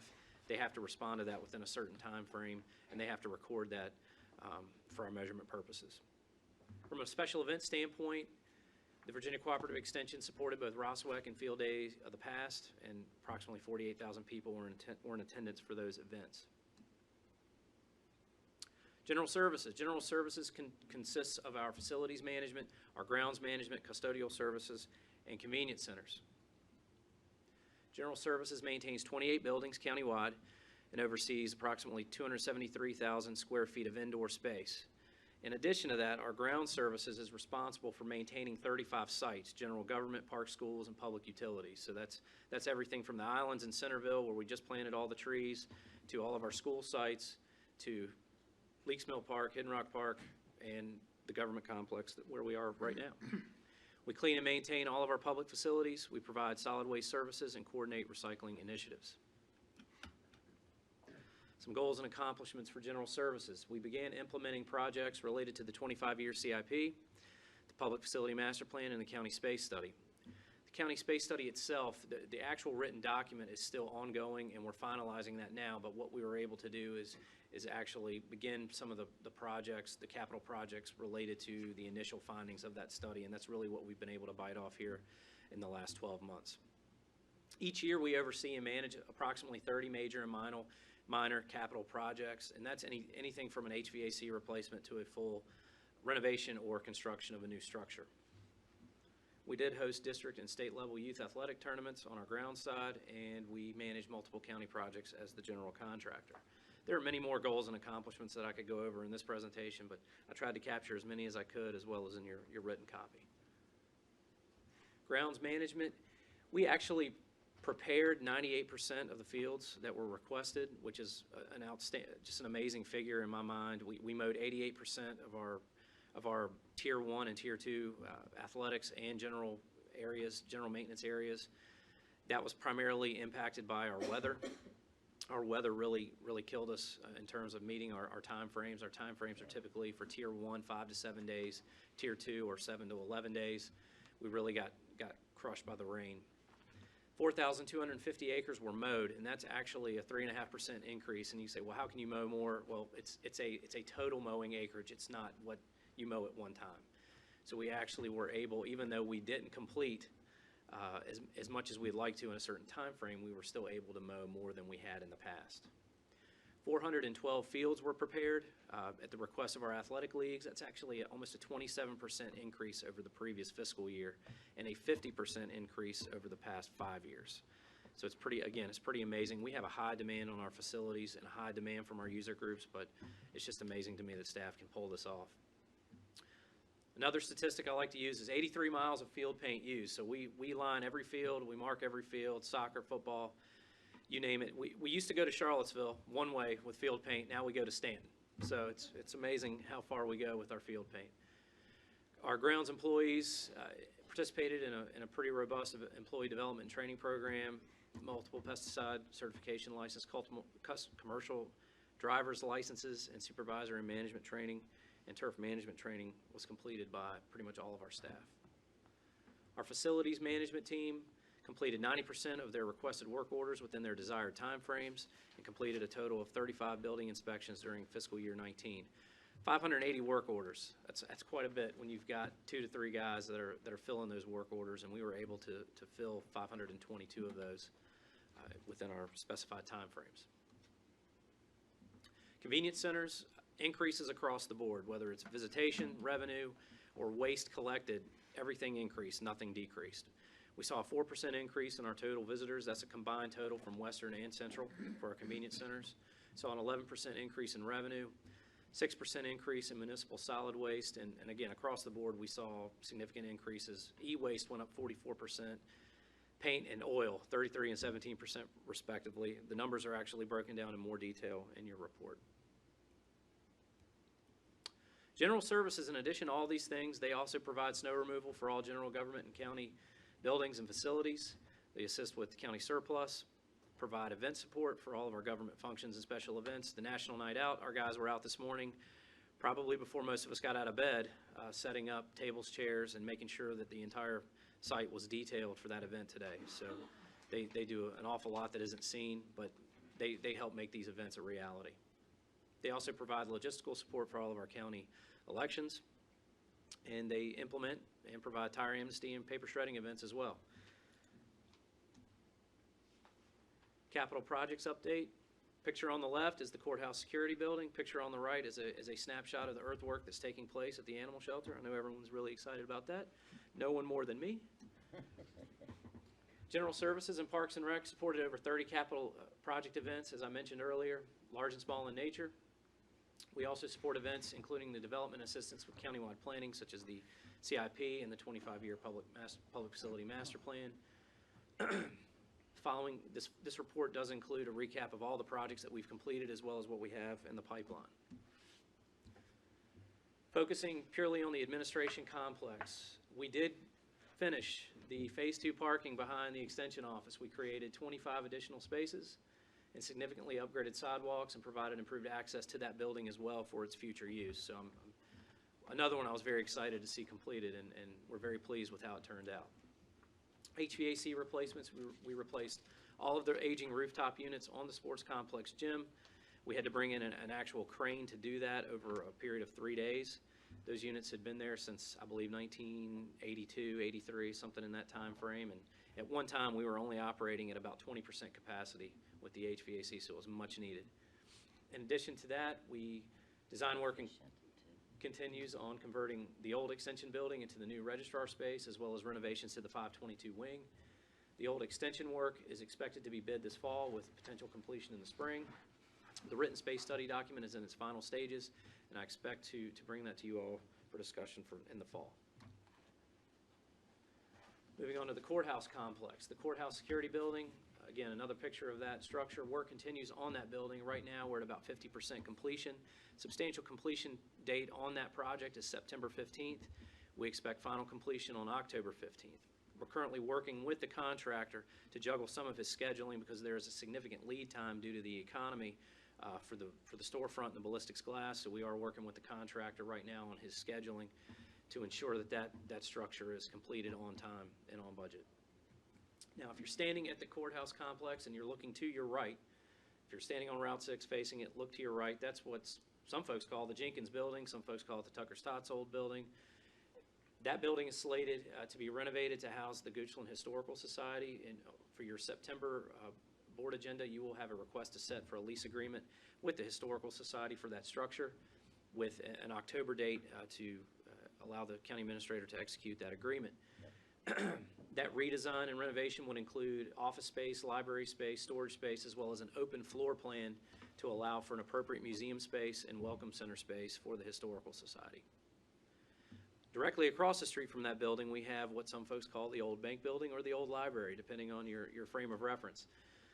Design work on that building has been completed, and that would essentially convert that building into what we would consider an economic development center for the county. It would house administrative space for our county economic development team, as well as the Chamber of Commerce. And they would also allow for an upgraded meeting space to be held in that structure. So these projects will all run pretty much simultaneously, so I think you're going to see a remarkable improvement with those two structures. Another complex, Central High Complex. We completed restroom renovations at Central High School to the men's and women's restrooms adjacent to the theater. Women's room on the left of the theater, men's room on the right. Pictures in the bottom right-hand corner there. It's pretty amazing how those turned out. I don't know if you remembered what they looked like before, but they're pretty scary. Now they're very nice. So if you ever need to go, it's a good place to go at Central High School. We also completed renovations to the 6,800 square foot agricultural center. That includes the lab space, multi-use kitchen, and administrative space and meeting space for Monacan Soil and Water, as well as the Virginia Cooperative Extension. We also worked with Dominion Energy to install new LED exterior parking lot lighting to enhance the safety of the facility. We also installed egress lighting at the front of the building. We worked with a local contractor to do that at a very low cost and actually utilize donated structures, infrastructure there from Capital Tri-State to actually light the front of that building. It's a much needed improvement. And we are looking to begin the renovations to the blacksmith demonstration area that would really anchor our artisan center that will be located in the cafeteria of the previous school structure. So we hope to have that completed in mid-October for them to move in and begin doing what blacksmiths do. An update on the animal shelter. Timeline, real quick. Project broke ground in August 1st of 2017. The original substantial completion date was August 27th of 2018, with the revised substantial date contractually to October 21st. We did move to terminate that contract for lack of performance on May 8th of this year. We have been working daily with the bonding company, Selective Insurance of America, to identify, we did identify an interim contractor, which was Horgan Construction. They took over earlier this month and will be on site working for a period of about 45 days in an effort to lay out a finished project proposal. They are going through that building system by system, line by line, room by room, and really figuring out what the true scope to finish this project is. We hope to have that proposal from Horgan to the county and to the bonding company so that we can figure out a path forward to really bring that project to completion. Once we have a finished project proposal and it's accepted and terms are agreed upon by the county and the bonding company, we're pretty confident that a 4 to 5 month completion time could take place at that time. Right now, we do have 3 subcontractors working on site. We have Hanley Excavation doing some excavation work. They're working to get the site to subgrade so that they can begin laying out their curb and gutter, which is exciting. We're also got Piedmont Electric, who's doing a lot of underground electrical work so that that site work can be completed. And we also have Williams Windows and Glass that's working to button up the building with their doors and refabricating some of the exterior windows that were installed in error. Capital projects update on parks. Leaks Mill Park, we did complete trail upgrades to the facility, including improved access to the mill. Before it was kind of a tough find, but now you can actually locate that mill. It's a pretty remarkable sight to go down there and see a structure that's been in place since 1750. They don't make them like they used to, apparently. But Tucker Park, we completed the county's first dog park. Pedestrian path has been designed. The design's been completed on that project, has been bid and awarded. We are working with the contractor right now to get that project underway. Archery Park and Disc Golf Course at Tucker Park is currently under development as well. We are working with a couple of volunteer groups to actually implement a disc golf course in the park as well as an archery park on the eastern side of the park where the boat ramp is, so that those 2 uses are separated out. Matthews Park, we did complete trail upgrades with staff over the winter, which included resurfacing, signage, benches, and we're also, we just broke ground on a picnic shelter this week, and we hope to have that completed at Matthews. Awesome. They mirror the same, they'll essentially be the same footprint as the shelters you see at Leaks Mill, just with a different type of material. It will fit the setting a little more, and we hope to have that completed at the end of the month. Thank you.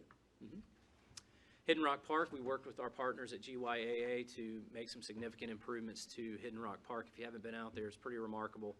We've made significant improvements to the facility drainage. It was probably one of the worst draining facilities, and that's really bad for a baseball facility. I remember 10 years ago not even being able to play for 4 days after a significant rain. Now we're out there within a couple of hours.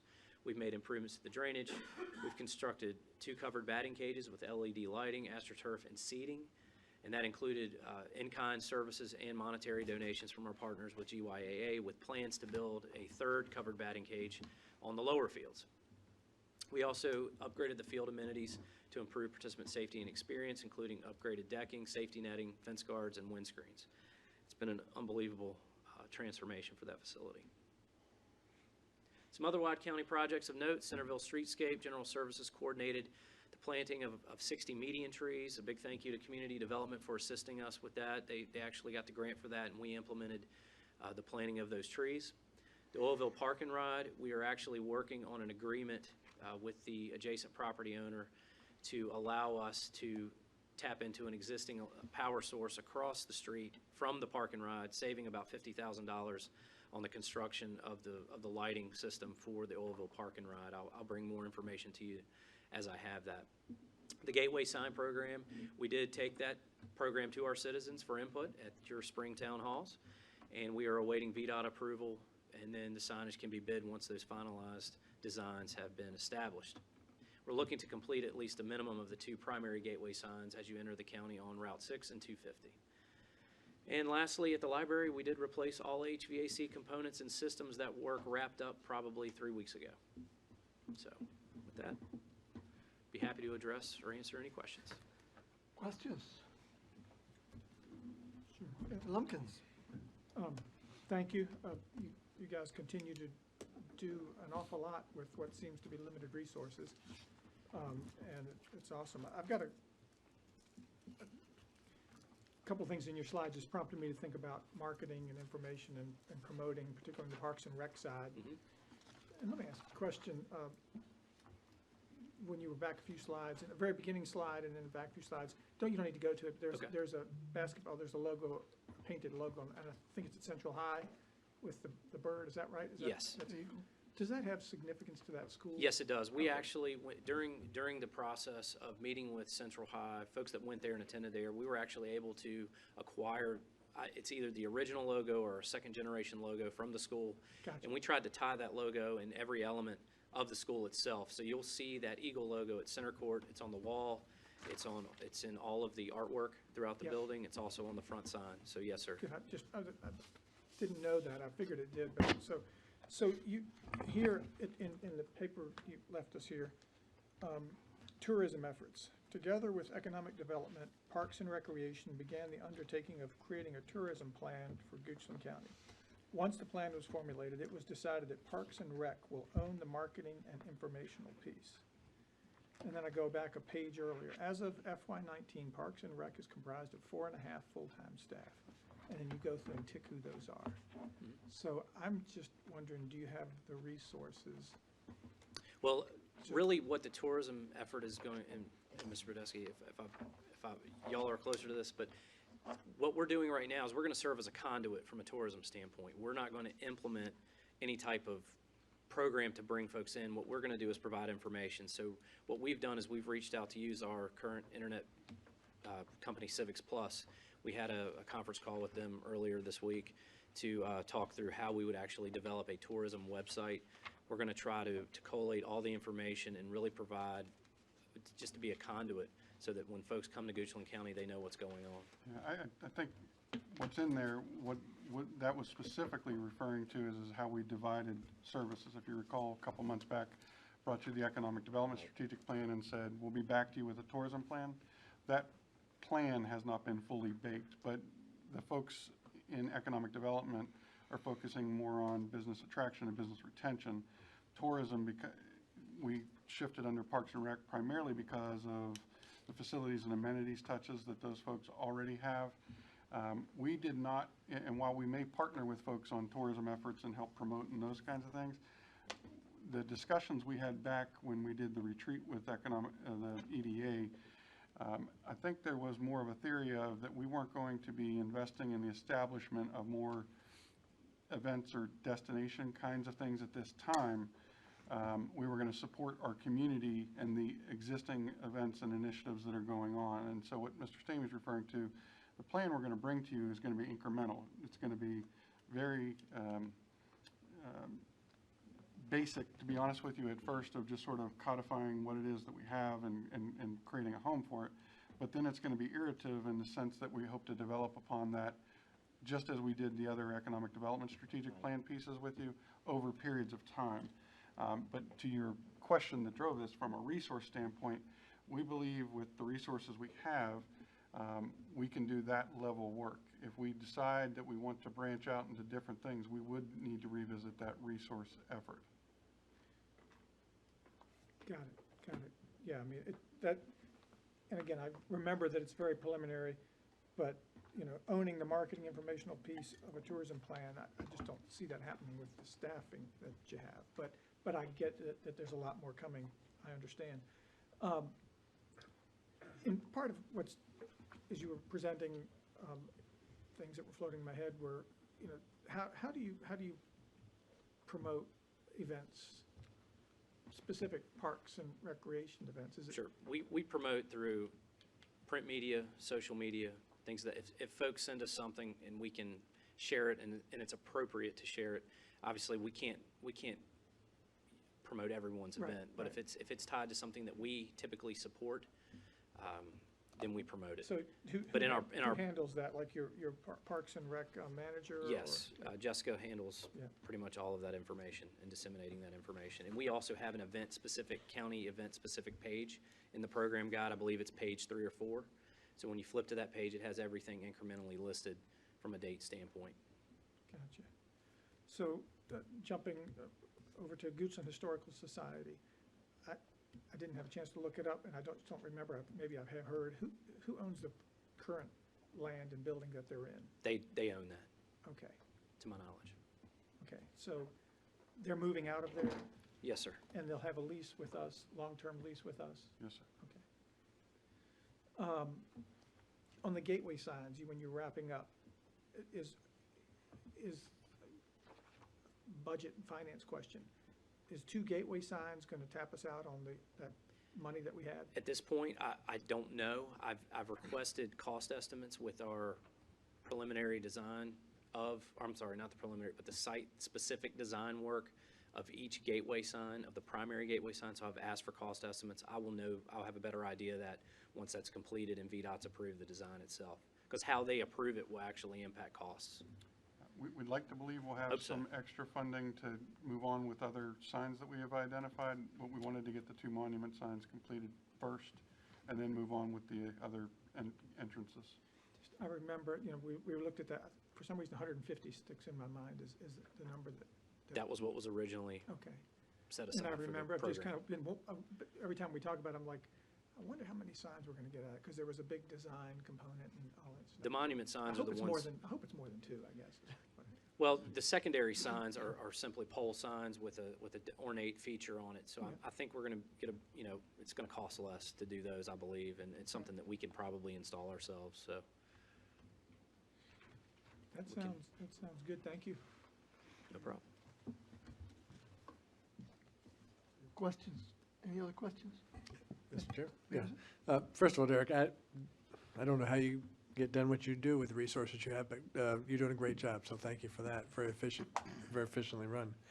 I was looking through here to try and find the chapter on the East End Parks and Rec and the East End Convenience Center and the East End anything, and I couldn't find anything. Is that next month? That's or in is the that- CIP document. It's in the same chapter as the district to fire station. Yeah, I thought so. All kidding aside, though, I mean, the East End Trails, I think, was something we were working on. Is there any update there at all? Correct. The East End Trails, right now, we're working with the Pruitts, with a landowner to identify easements that we can utilize for the East End Trails. We're actually, Todd's spearheading that portion of the project, and we're handling the construction piece of it. Right now, we're looking on the written portion of that, written agreement portion of that. We do have the grant. We're well within our timeframes, but we're hoping to get something rolling here soon. Okay, so we do have the grant, and then that project is generally on track to come in on time and under budget, or? Well, within the grant parameters, yes, sir. Okay. It's been on the books for several years. It's just, it's been a hard time to get traction I on it. understand. I But mean, we're working to get that underway. Good. It is an exciting project, and I think it'll add a lot of value to the folks in that area. They'll We really also enjoy have it. the East End Trails and the CIP and some out years, so Good, thank you. we're looking to address those needs. I appreciate that. I know you're watching out for us, so thank you. Questions? No? No parks question? All right, I do have one question, you might not have the answer. Has the drama group started at Central yet? They started their first production, and they did not have enough participation or feedback to actually finish that portion of the project. We tried to work with them and give them as much space as they needed and accommodate their needs, but I don't think they had that first push that they really needed to finish with that production. So we are actively recruiting and trying to help them get that established. So if anyone here would like to take up acting, there's an opportunity. Something else I noticed, and I've gotten a couple of calls on, are the containers in the convenience center. They changed from the large containers for cardboard and paper to the smaller containers where everything kind of goes in. What drove that change? I think you're the third person that's asked me that. I'm going to have to actually go back to staff and find Okay. out why we switched to that methodology. I'm not 100%. I don't want to give you an incorrect answer, so let me Okay. have an opportunity. I to- think a lot to of talk people to them kind of about got that. surprised and weren't sure of the Right. signage. I and so noticed on. it today myself. Yeah. So Okay, I'll check and get back with you. thank you. Any other questions, comments? Thank you, Derek, appreciate it. Great work. I echo Mr. Peterson, his comments on the great work you guys do. Takes a team. Appreciate it. Next on our agenda is appointments, if I'm not mistaken. And we have 3 appointments today. 3 citizens have stepped up to volunteer for some needed positions. The Sign Review Committee, Board of Zoning Appeals, and Board of Equalization. We have Brendan Collier has agreed to serve on the Design Review Committee. Ms. Laura Meadows has agreed to serve on the Board of Zoning Appeals. And Mr. Kenneth Collier has agreed to serve on the Board of Equalization. If there are no objections, these folks all live in my district, so I would like to make the motion if nobody has any objections. So I'll- this would be one, I'm sorry, just a clarification, one appointment and a couple of recommendations, is that? Yes, Okay. the recommendations goes the courts will appoint. Thank you. So I would like to make a motion that we appoint Ms. Brennan Collier to the Design Review Committee and recommend Ms. Laura Meadows for the Board of Zoning Appeals and Mr. Kenneth Collier for the Board of Equalization. And they all meet the standards, the qualifications for those appointments. We have a motion and a second. All in favor, please say aye. Aye. Opposed? Motion carries. I want to thank those citizens for volunteering. It's not an easy thing to do, but we have some great people in the community that do volunteer for these things and work very hard at it. Next is our dinner break. So we will adjourn until 7 p.m. And don't forget, anybody that wants to go to the sheriff's night out, is that what it's called? National Night Out, please go over to the courthouse. And 6 o'clock. 6 o'clock, and we'll see you at 7.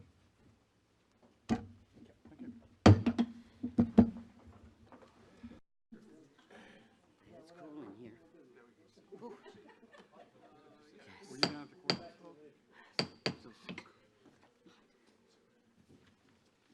Hello, everyone. Welcome to our 7 p.m. meeting of the Board of Supervisors for August 6, 2019.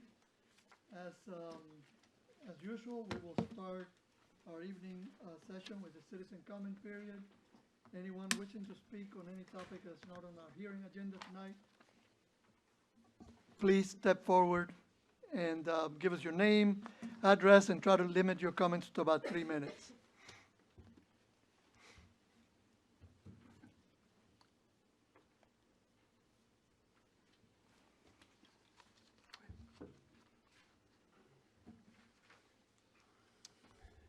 Good evening, Mr. Chairman, Mr. Badesky, members of the board, Ms. Beskowitz. My name is Jonathan Lyle, 1521 Mannequin Road. I am one of the directors for the Monacan Soil and Water Conservation District that serves Goochland County, and I want to mention several times, so this will be the second, I think, that the drinking water clinic is coming up in September, on September 25th. This is a program that the Virginia Extension does, but Monacan coordinates closely with them. And I just am saying that so those listening at home or here today can appreciate that there's an opportunity to get their well water tested. And why that's important is that as we work with agricultural producers, we will sometimes hear comments from other members of the community that nutrient additions being put down are messing up somebody's well. And the question is, well, what was your well water like before the farmer applied nutrients? And they don't know. So this is an opportunity, one, to test your water for just health and safety purposes, but also get a benchmark so that if something is done improperly, we got a benchmark to go back and look at.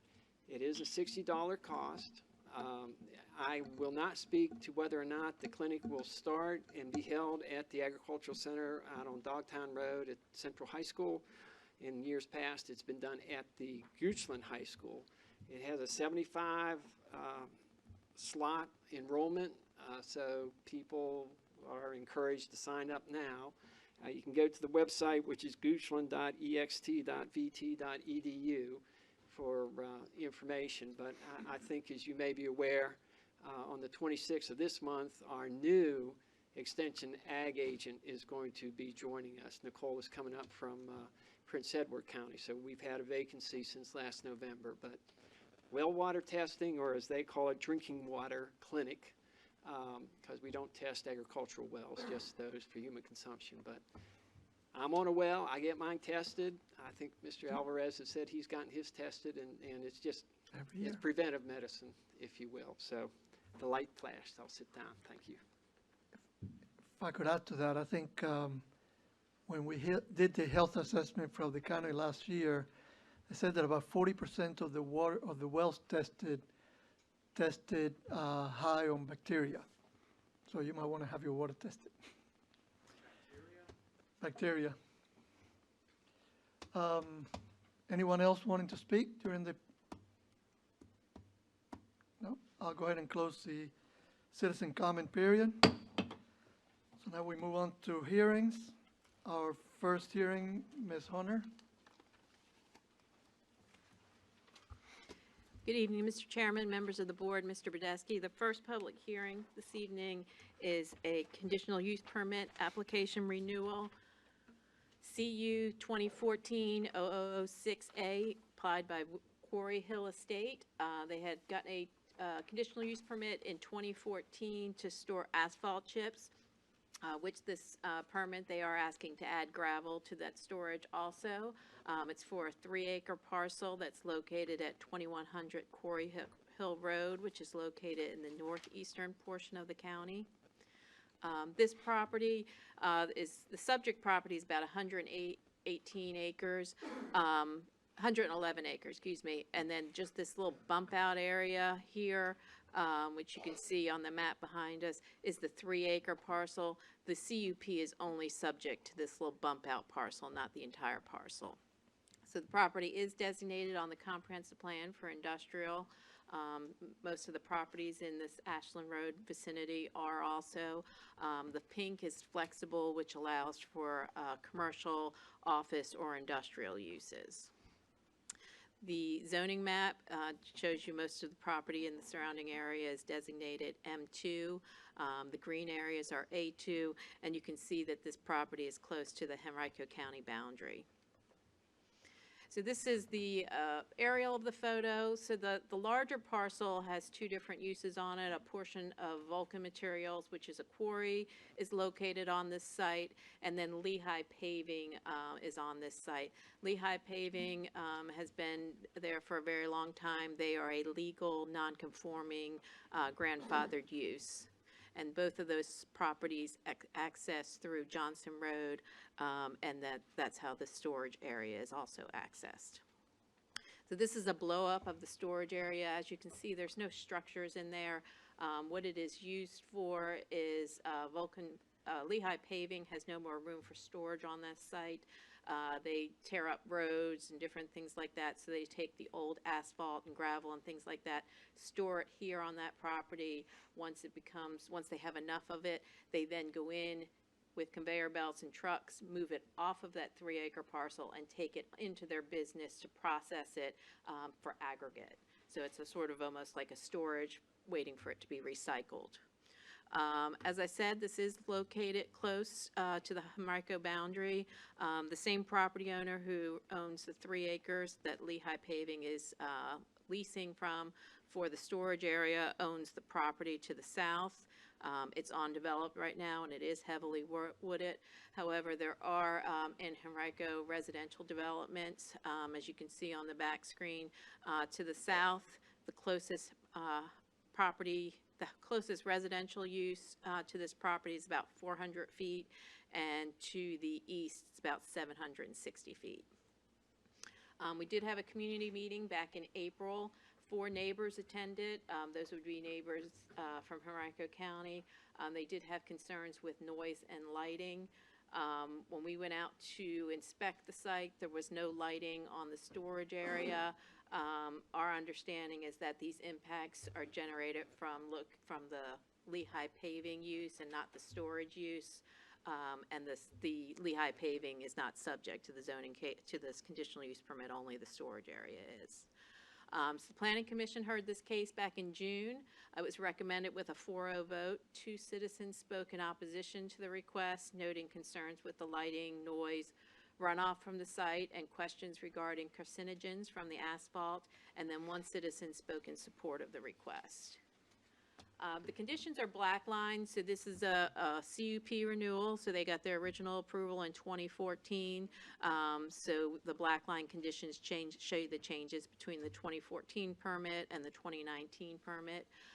So number one is the use is limited to storage of recycled asphalt and gravel.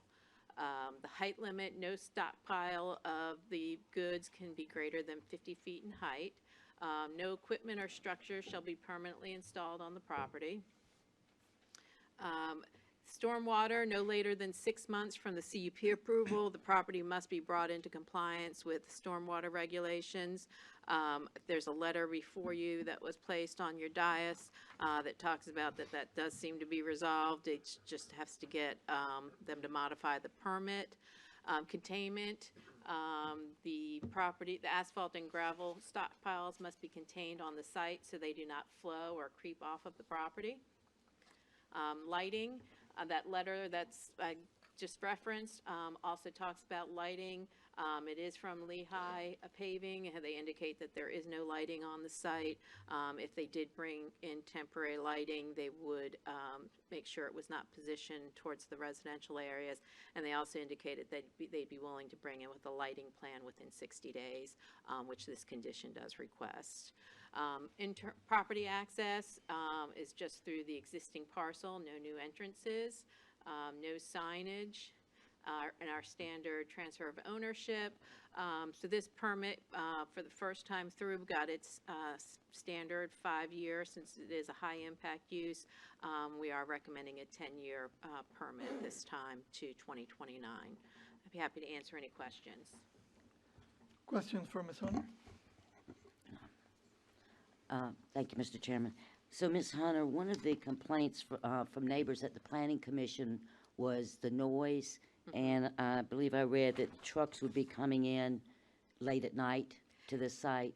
Right. Is that new with this new operation with the gravel, or have they always done that? They have always done that. So Lehigh Paving is the contractor for VDOT. So VDOT does a lot of night work. Correct. So they come in and off of their property to get the materials. So the noise complaint really is the backing up, the beeping of the trucks, Right. which is a safety standard we can't really do anything about, and the banging of the trucks as they dump something. Okay. Thank you, Mr. Chairman. Just one more question. So, Ms. Hunter, they're saying they will not have any lights on this section that's subject to the CUP? They will have no permanent Permanent. lights. They may, in certain situations, need to bring in temporary lights, and they are going to give us a lighting plan for those temporary lights that they're going to bring in, which we would be able to evaluate whether they were dark sky compliant and whether they Right. were meeting the foot candles. And you can see that in that letter that they'd be happy to do that. Right, because the application, to follow up, the application says that they operate 7 days a week, and so that means 7 nights a week they'd be dumping gravel It with depends. no lights. It depends on how their project's at that time, but it is 24/7 when they are, rolling. And again, this is, a seasonal thing. Most of the concrete plants shut down for the winter. Right, and pretty soon, well, in October, yeah. Okay, thank you, Ms. Hunter. Yes. Any, Mr. Lumpkins? Yeah, a couple of questions. This letter is undated. Is it roughly, is it? Today? It's a current letter, okay. We got it today, yes. Okay, got it. So he says he's already spoken to a DEQ, and then the lady he spoke to at the DEQ is gonna get back to him. Explain to me again it was on one of your slides, and I think you had a slide in there that talked about compliance with some administrative. Right, so they, Right there, your number 4. So they have a stormwater permit for the Lehigh, and I don't believe they ever added in the 3 acres Okay. to that permit, so they just need to update that permit So to we're going to be include the- monitoring that they comply with this. If this gets approved, we'll be monitoring that they're compliant. And then you're also going to, the approval of the lighting plan, that's an administrative process. Right. Can you tell me what, you all will be looking for? Obviously, lighting facing to the west, I would think. We'd be looking at what the foot candles were at the property line, whether it's dark sky compliant, whether they're shining the lights up or down, making sure it's not shining towards any, residential dwellings. So type of lighting, amount that's You billed all out. have some standards that you're gonna Yes, we have follow. standard lighting plans that we Okay, review. so that's what you're going to follow. And there is the CUP permit requires them to have the lighting plan within 60 days, and they have to have the stormwater issue resolved within 6 months. So we would track that and follow up at those And times. they have to bring you a plan in 60 days, and you all have some time to approve it, I suppose? Yes. Okay. All right, that's good. Must be submitted. Submitted, Mhm. and once approved, okay. All right, so plan and then approval, and then they have to implement it. Yes. Okay, good. So your presentation speaks, and what we have on our screens in your presentation speak that these impacts, being the complaints of lights, well, trucks and lights, it looks like, it reads, these impacts are generated from locations further to the west of the subject property. So that sounds like you're stating a fact. I guess the neighbors came out there because maybe they don't agree with that. What did the county do to be able to make that factual statement? When we went out there, there was no lighting on the premises. They have indicated that they have not used temporary lighting. And the applicant has let us know that there is lighting and the trucks occur on the Lehigh paving property. So it was based on our inspection and information from the applicant. So we've had people out there inspecting and Yes. reporting back on what they observed. Okay, thank you. Questions? Any other questions? Okay. Nothing? Okay, thank you, Ms. Hunter. Would the applicant like to speak? If you come up, please. Thank you, guys. My name's Sid Del Carteret. I'm one of 3 partners, family members that own that property. I don't really have anything to add. The concerns with the Henrico neighbors, I am sympathetic to that, and I mean, we grew up right there with the noise of the quarry and the blasting and all that, and we just got used to it. New people moving in. I mean, I'm going to continue to, I guess you would call, keep the screws tight on Lehigh paving to make sure that they keep an ongoing dialogue with me and with the neighbors to make sure that those lights are facing away, keep the noise down. I've talked to their transportation manager to just try to come up with solutions for banging at the gates and the lights and everything. And it's like an industrial operation like that, it is gonna sometimes be noisy and sometimes have light and sometimes have problems. But, these folks, are my tenant, and I want them to be neighborly. So my brothers and I are going to be watching them and continuing the conversation. I think that's really all I can say. I can't make any Boy Scout promises for sure, but I will be watching it. So that's really all. You guys have any questions? Any questions for Mr. Carteret? No? No? Okay. All right, thank you. Thank you. Any additional discussion, or should I open the hearing? Okay, at this time, I'd like to go ahead and open the public hearing on this matter. Anyone wishing to speak in support or opposition of this conditional use permit, please step forward. Again, give us your name and address, and try to limit your comments to about 3 minutes.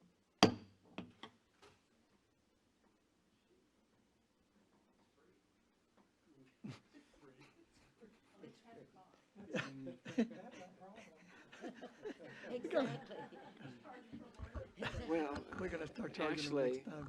I guess I could, Jonathan Lau, 1521 Mannequin Road, I could make some inopportune comment about who's suffering the most when I speak, but, because I get to see the looks on y'all's faces. The incredulity is just amazing sometimes. as I understand it, all that is being done with this revised CUP is gravel is being added to an existing use. And I'm not, again, a geologist, but there's precious little carcinogenics that come out of gravel.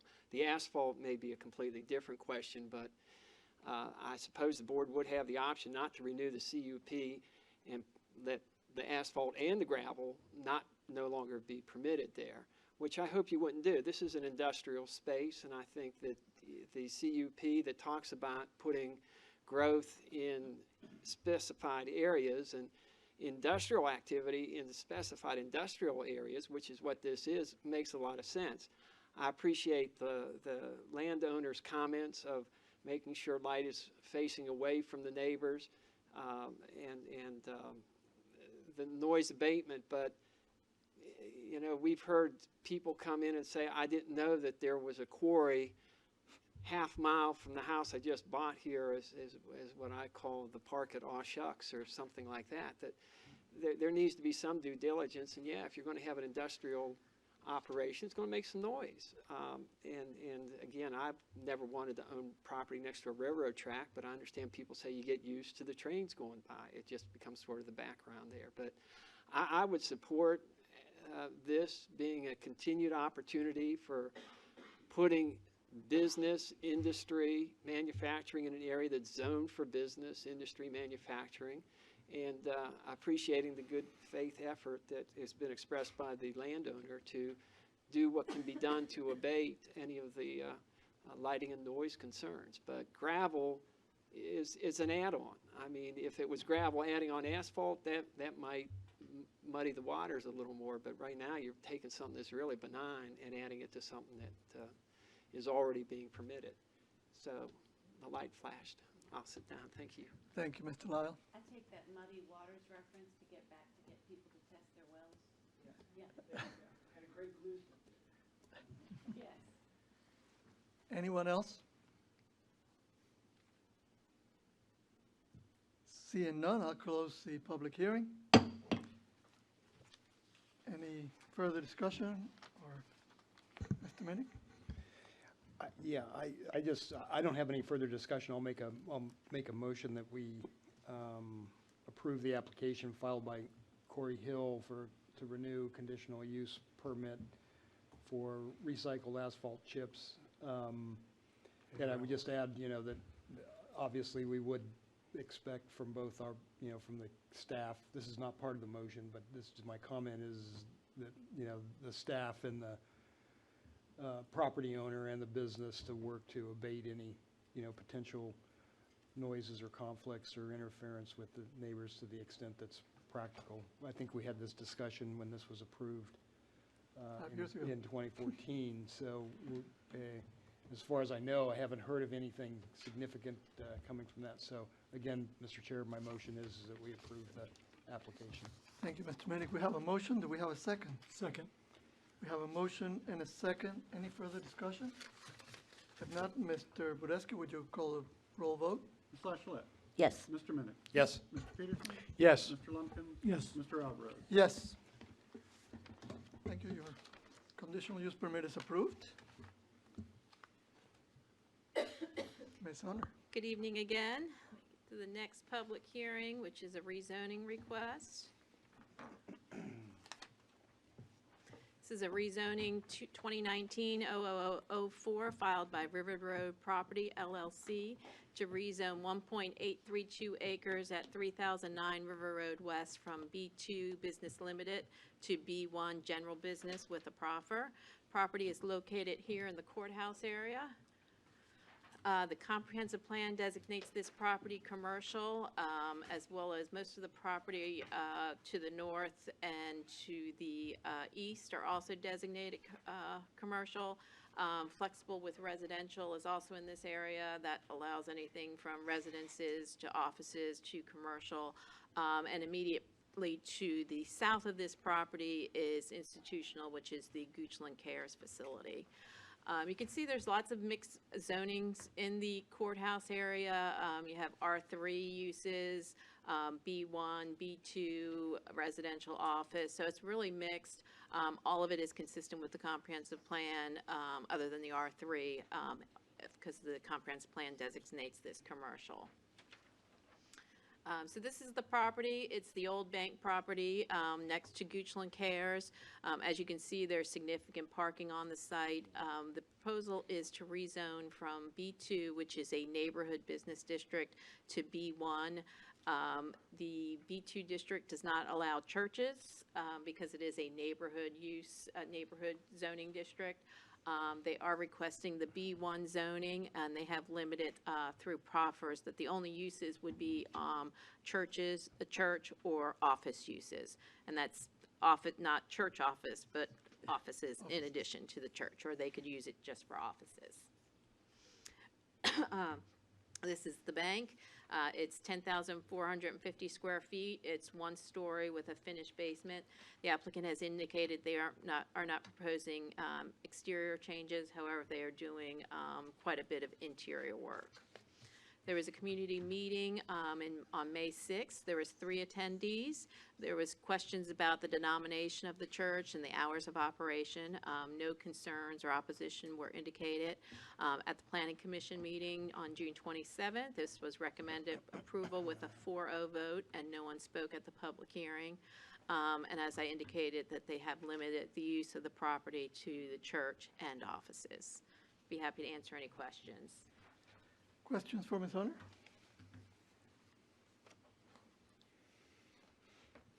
I may have zoned out. What'd you say the planning commission decision was? It was a 4-0 vote. Thank No you. one spoke Thank you. at the public hearing. I did catch the no one spoke, but I didn't catch the vote. Thank you. No questions? Would the applicant please come forward?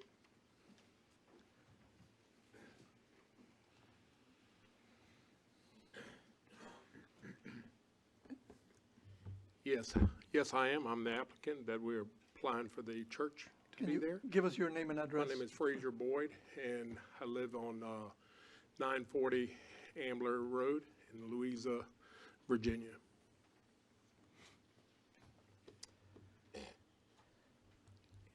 Any? Do you have anything to say about the project? Yeah, you know, it's a Protestant church. It's a Bible missionary church, and they are throughout the southeast and so forth.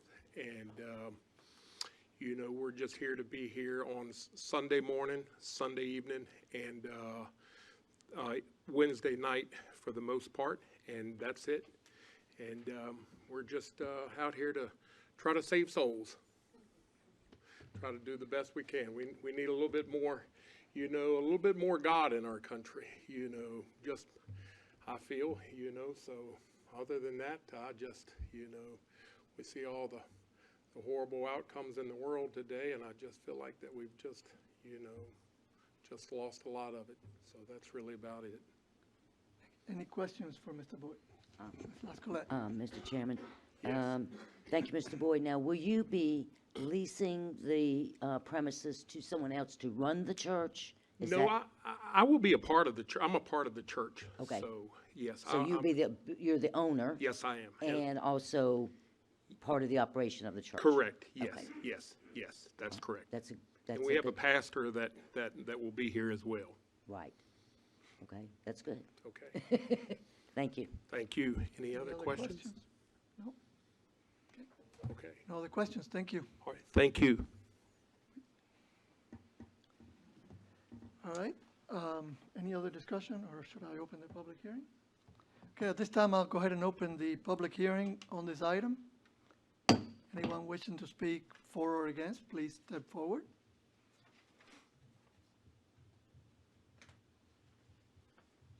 Seeing none, I'll close the public hearing. What's your prerogative? Any additional discussion, or do we have a motion? Mr. Chair, just a couple quick, I might have missed this too. So that property was for sale, that old bank building, the bank Yes. building was for sale, and it has been sold, and now we're rezoning. Yes, Or I think we're he's owned entertaining it this. for several years. In the,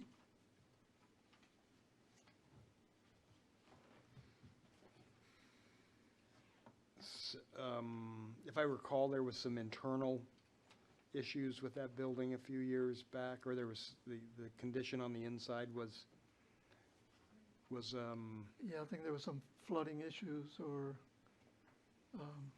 but I think that's probably what they're having to work remediate. on. Yeah.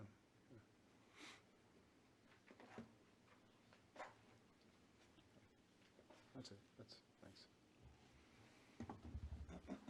Ms. Lascolette? I probably have a question for Ms. Hunter, Okay. if you don't mind. Sure, I'm clear on this. So the request is to rezone it from B2 to B1, but with the proffers. Now, if the property is sold, the proffers stay with it, and the only way to change the proffers is to come back to this board. Correct. Okay, thank you. So Just wanted to be the, sure I had that right. the rezoning is actually a little more restrictive than what the B2 zoning allows. Well, that's where I was going, is the B2 is gonna allow more uses than this. Yes.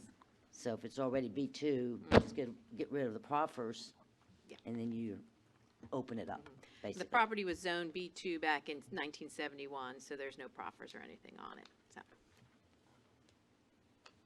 The B2, Right, but we're adding proffers now. yes.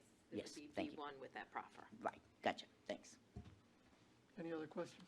Mr. Chairman, I move that we approve and rezoning application RZ 2019-0004 for River Road Property LLC to zoning reclassify of 1.832 acres from B2 to B1 with proffers to allow for the church. We have a motion. Do we have a second? I'll second it. Any other discussion? If not, Mr. Badescu, would you please do a roll call vote? Mr. Minnick? Yes. Mr. Peterson? Yes. Mr. Lumpkins? Yes. Ms. Lashlett? Yes, Mr. Alvarez? Yes. You have your permit. Next item on the agenda. I think our attorney is up. I am, yes.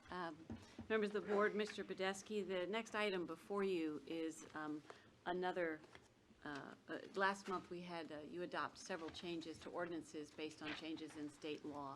This is the second and last set of those ordinance amendments that we're recommending because of changes in the General Assembly, in this case procurement law, from the 2019 session, as well as there's one amendment in here that arises from a 2018 session. Again, the General Assembly made these changes to the state procurement law, and so we need to bring our ordinances into compliance. The three general areas in the procurement one before you is that they have agreed to not require that RFPs be published in local newspapers and instead posted on the statewide Virginia General Services system, which we were already doing and which is one of the better ways to get procurement information, RFPs, out to the most number of offerers, and that's certainly an improvement. I don't believe the county very often uses job order contracting, but there is also an amendment to our section 1130 to increase the amount of maximum annual sum that could be used for those types of contracts, as well as adding a couple of different types of contracts that could be done through job order contracts, those being for safety improvements and traffic calming. And then thirdly, the small purchase contract amount had previously been limited to $60,000. That's been raised to $80,000. We certainly want to be able to take advantage of having a contract in that amount if we need to. So those are the items described in the ordinance amendment before you. They are to comply with state law, and we would appreciate your consideration of them. Any questions for Ms. McGee? Mr. Lumpkins? So, Our attorney. so we're not required, state law doesn't require us to go from 60 to 80, for example, right? It's just am I correct, they're just allowing us to do that? It is permissive, yes. Okay. So I think the 60 to 80 if I'm looking at our ordinance, it says no contract for professional services that exceeds 80 now. exceeds $80,000 performed as part of a capital improvement project shall be awarded without the approval of the Board of Supervisors. So is that the gist of this? We're moving from 60 to 80 professional services contract in connection with a capital improvement project. We're just allowing that now without the approval of this board? Is that the gist of it, the change? Yes, from 60 to 80, and then it requires board approval. For that one, because that is the 2018, it is possible that we already amended another section of the ordinance from 60 to 80, and that this one slipped through. That was my recollection, is that last year we did amend from 60 to 80, but then when we were doing something this year, we realized that this was another section that mentioned it, and we hadn't changed it. That's my recollection. Gotcha, okay, so this, if nothing else, this brings us consistency across the professional services contract arena. Yes.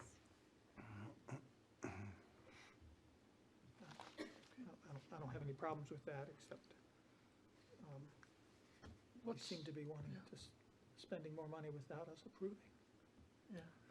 Keep in mind, we don't spend unless you've appropriated it in the budget regardless. Yeah, it's in the project, right? I mean, the idea is, it's gonna be in this one, it's probably gonna be part of a project. So you're still within the budget, right? If it's a job order type contract, they would have an upper end, right? And you release orders against it? Yes. Is that how it works? Though that's a different section. Right. Right, because sorry, Mr. Chair, because I think you're talking, John, I think you're talking, professional services or service type contract versus what this seems to indicate, which is for public safety, more along the lines of construction and that kind of different type of contract than a services contract. You're actually both correct. Both of those are covered in the different sections. The Yeah. 60 to 80 is in the capital improvement project piece, and the job order contracting is like safety improvements and traffic calming. Yep. So just to be clear, that 80 on the capital improvement project, that would already have been approved as part of our capital improvement plan, the 25-year plan. So it's the ability to spend up to 80 within an approved CIP. So it's not approval to spend outside the CIP. Is that? That's correct. And again, And appropriate it. these are the minimum standards. I think Mr. Badeschi will correct me if I'm in error, but regularly these contracts are brought before you for approval. We are not a county that generally has, again, unless the funds have already been appropriated in a budget and a plan, but otherwise, we bring those before you. There are certain counties that reserve, say, the right of the administrator to sign a contract up to $200,000 or something. And this provision, of course, would make that different, as, remember, we're following state law. Here, you have appropriated, you have approved a capital improvement program or done something else to give your authority, sort of regardless of the amount for that. This just streamlines the award, or, well, expands the capacity of the awarding process to give a little more room which makes sense if it's all within the context of an existing approved project. I would dare say, and I don't have the research, but most of the state codes were probably adopted 20 years ago and didn't count for inflation in projects. And this is probably a catch up and clean up to some of those impacts.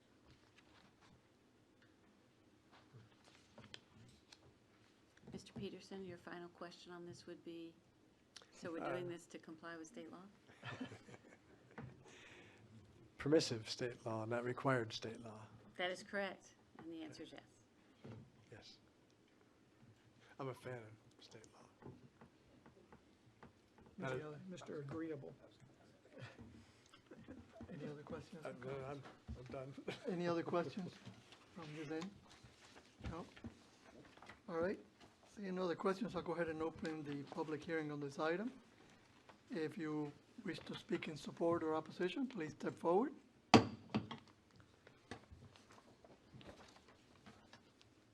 It's still free. Don't encourage him. Oh, no, you.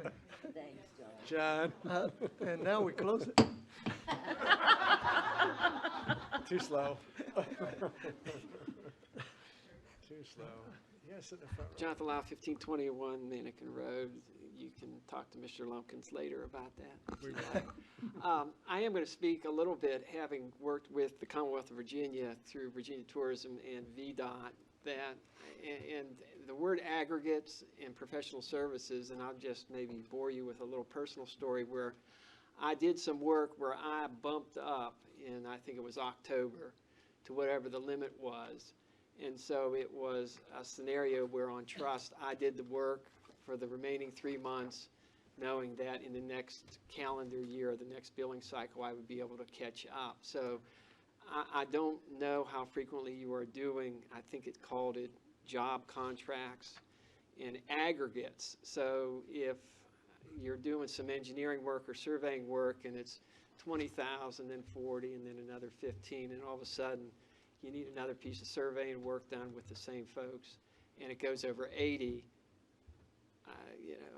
I had to do a little bit of, we got to figure this out stuff with VDOT. So I just don't know if the aggregates is something, or if you want to make it a singular one-off type of thing where you need to do a new contract every time that's under 80,000. It's just, I'm just sharing personal experience. Y'all are way smarter than me. You'll figure it out.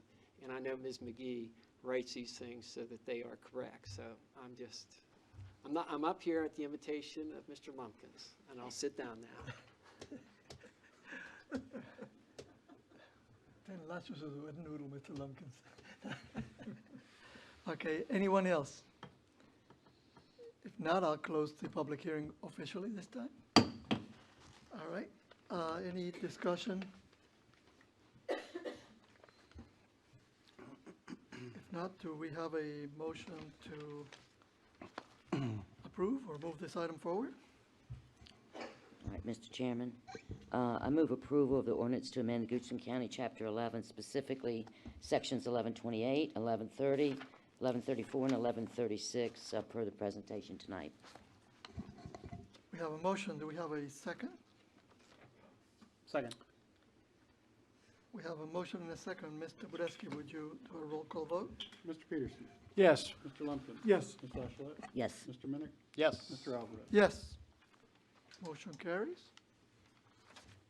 The next item on your agenda is also a proposed ordinance amendment. As the board is well aware, we adopted this year as part of your budget an extensive fee schedule, which was taken by our paralegal, Christina Neal, going through the code and taking every fee out of it, putting it into that table, and then proposing a change to the ordinance language that just referred you back to the table. When Christina came to the section on solid waste, the language of the section was mucked up enough. She couldn't sort of pull the fees out, and that caused me to jump in and rewrite, I think it was intended to be Article 2 of the solid waste section. So in addition to the fees pulled out, I sort of reorganized and rewrote that. Again, not necessarily substantive changes, but making it more clear. However, in that process, we inadvertently struck out of the ordinance all of Article 3, which was your weeds and grass. We did not intend to do that, and so when it came to our attention that that had been struck from the code, we're now asking for you to put it back in. Again, it was a Scrivener's error. As I was reviewing the material that was done, I did not note that Article 3 was being struck when I only intended Article 2 to be struck. So no substantive changes. This was on the books. It was intended to remain on the books, and it was a Scrivener's error that was struck. Ask that you consider readopting it. I'm sorry, I said Article 3, and I probably meant to say Division 3. Questions for Ms. McGee? That was my one question. There you go. You were replacing division, you're asking us to insert back, so there have been no changes in what was there before? None. Okay. Questions? Susan? Aye. No? I have, I guess, a question, and we kind of discussed it a little bit earlier, but have we ever enforced this ordinance for weeds, for grass and weeds? Yes. In fact, part of how this came up is the zoning code enforcement officer was getting ready to write a notice and contacted us to say, what happened to the grass and weeds? It's not still in my book. It didn't result in court action this time, but that's how we discovered that it was missing. Now, that happened only 2 weeks ago, and it's August, so I don't know that there's been an earlier enforcement of grass and weeds this year, but it has been, notices have at least been sent, yes. So looking at the language, it says that it applies to plotted subdivisions, business, residential, industrial. How do we manage it and say West Creek, where it's all zone industrial, but it says developed and undeveloped?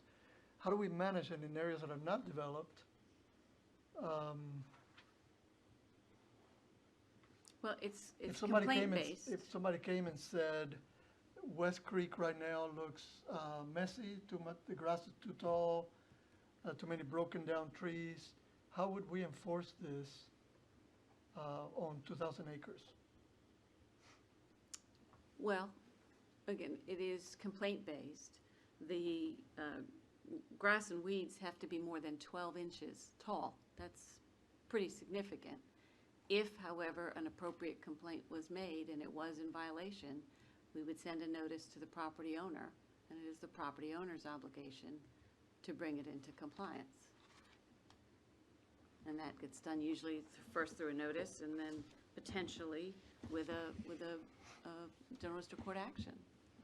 Now, again, it hasn't come to court,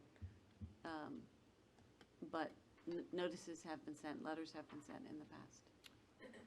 I know there's been instances, and Mr. Kilduff, you may have to weigh in as well, but most people have complied at the notice level. We're not really taking it much beyond that. Yep. Correct. But again, my request, I understand that before you ever adopted this ordinance, there was a lot of discussion about the need for it and so forth. I'm just asking you to correct a Scrivener's error. It is my fault that it got struck when you guys did not intend for it to be. It wasn't discussed that it would be, and it was correctly in the paper as being struck, but that's not how it's presented to anyone. It wasn't intended to be struck. I'm just looking for an opportunity to correct an error on my part too, when I voted for this the first time around. I totally agree with garbage, and because I think that is a health issue, but it, I've seen a lot of tall grass in places, and it's not really an issue to me. But anyway, I'll consider more discussion. I'll go ahead and no more questions or comments. Well, one more, Mr. Chairman. When we adopted Section 782, 4 years ago, whenever it was, were we adding the weeds to this Yes. division that already had the garbage, correct? Yes. Okay, that's the way I remember it. If I remember correctly, that's what we did, is we added, We the al- state allowed for weeds to be also And so we added that. so we added weeds. Right. And so now I guess my question is this an opportunity to revisit 782, leave everything else in place and take that out? That's possible, right? Yes, it's advertised for adoption, which means all or any portion of it may be adopted Okay. by this board this evening. All right, thank We you very could much. readopt. Now I know what we'll do. Okay, so I'll go ahead and open the public hearing on this item. Anyone wishing to speak in support or against this ordinance change, please step forward.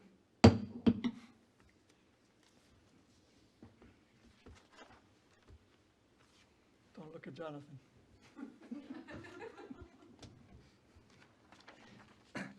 All right, seeing none, I'll close the public hearing.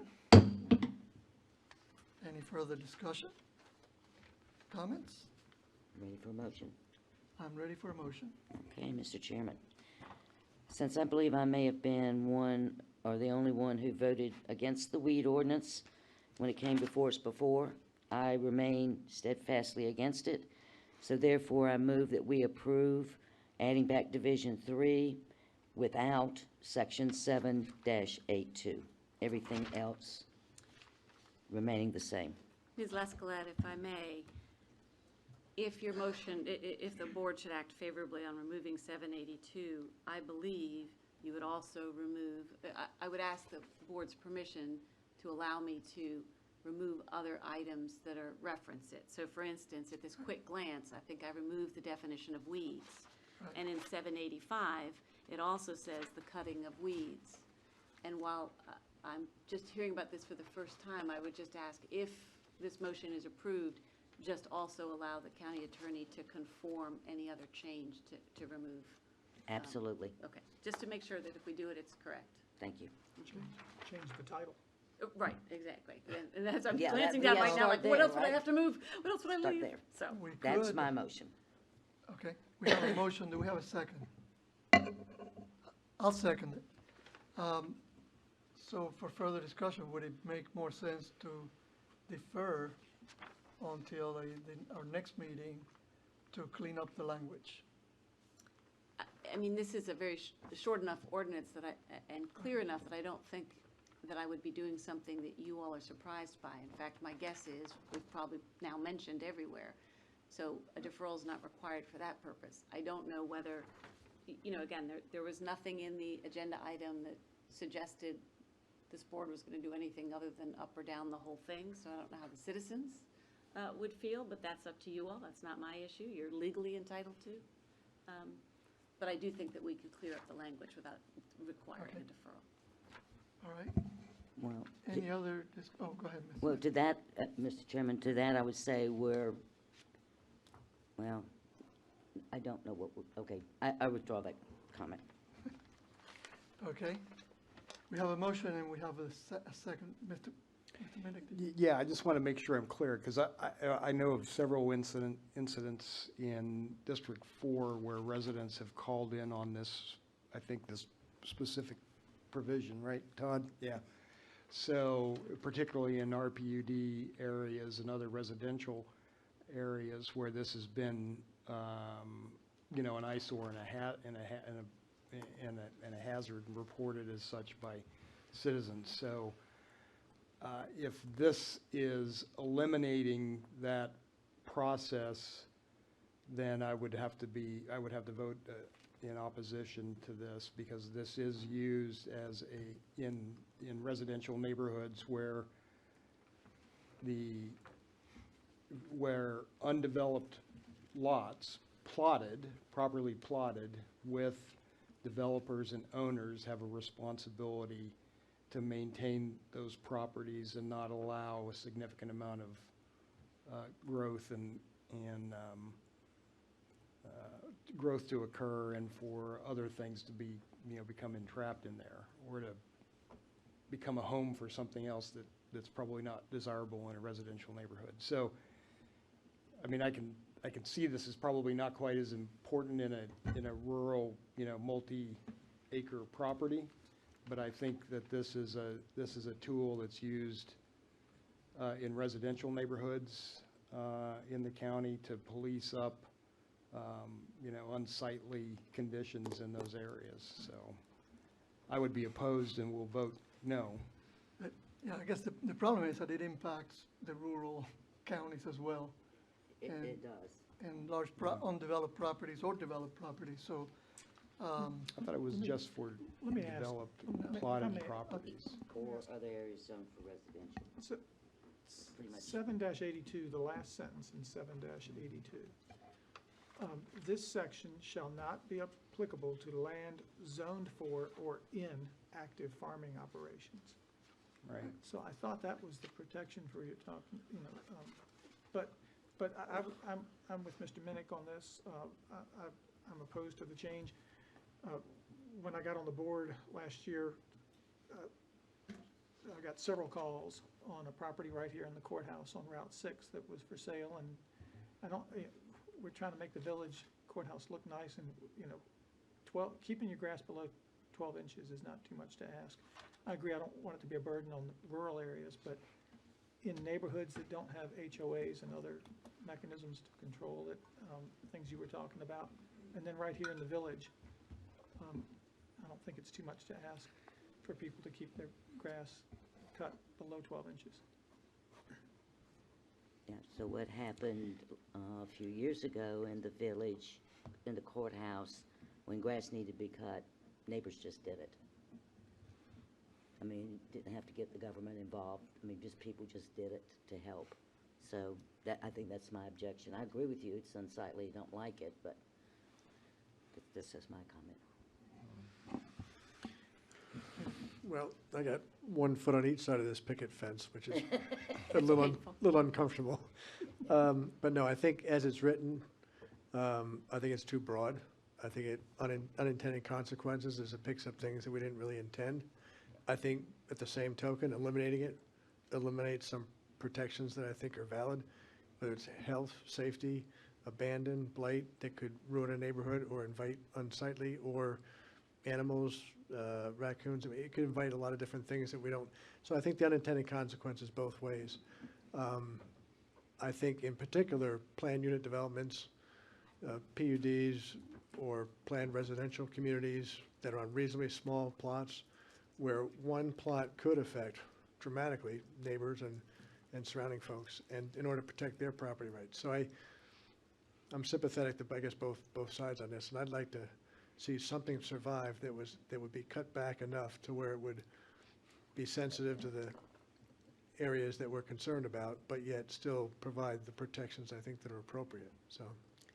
Mr. Chairman, if I may, there are two different authorities under state law with respect to cutting, the ability to allow the cutting of grass and weeds. One is specific to platted residential subdivisions, and then there is another one that is for broader.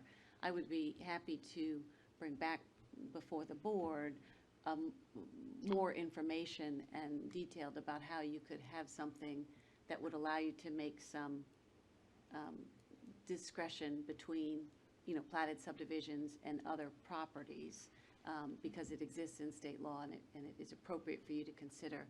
I can't give you all of that off the top of my head, but I do know that they exist and that would be an option. I could bring back before you a couple of options, if you would like. So that would be an option if we defer, or? Yes, that would be deferral for that purpose, to have that fuller discussion about what is allowed and how, if you chose to go in platted subdivisions or this or that, I'd be happy to. Yeah, Mr. Chair, I think I'd be in favor of the deferral. You heard earlier, you don't need to defer just to pull out weeds. I get that, but I think leaving it in or taking it out in either case is too broad. So I'd like to see a little more surgery with a scalpel rather than a chainsaw, so. You had to mention surgery, huh? Too soon? Too soon. Yeah, I think I would like to see it narrowed down a little bit more. Mr. Chairman, so the sentence I read, I have a concern with that sentence, and that's some of the ambiguity perhaps. This section shall not be applicable to land zoned for or in active farming operation, depending on how you read that. Land zoned for farming operation. Well, isn't that everything in A1 or A2?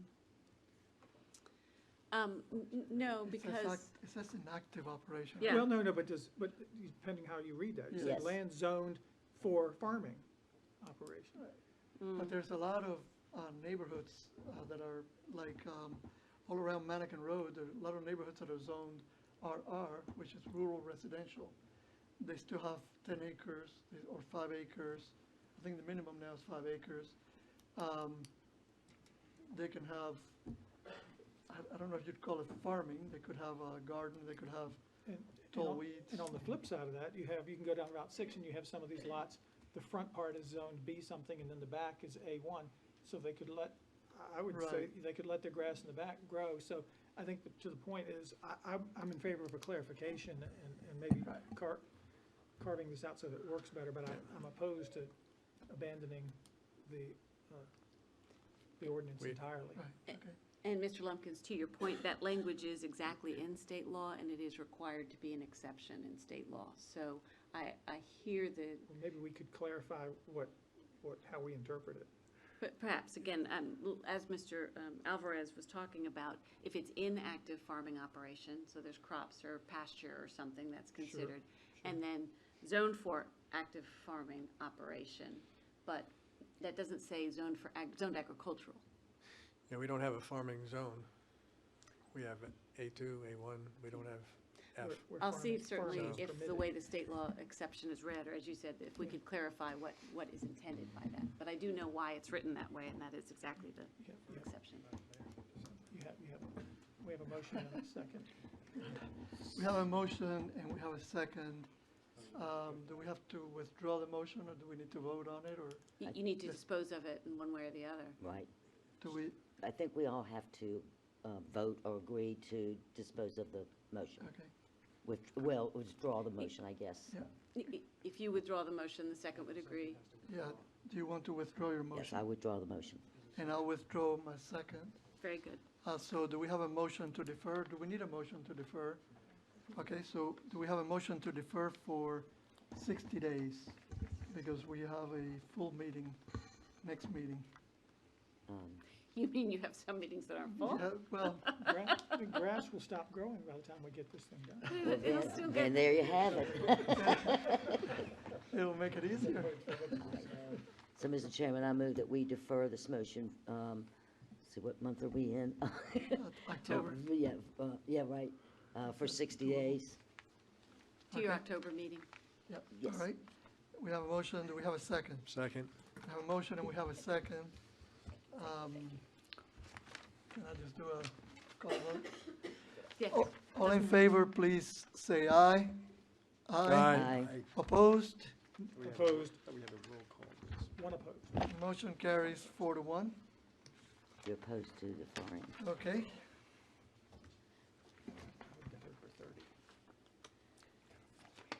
Okay.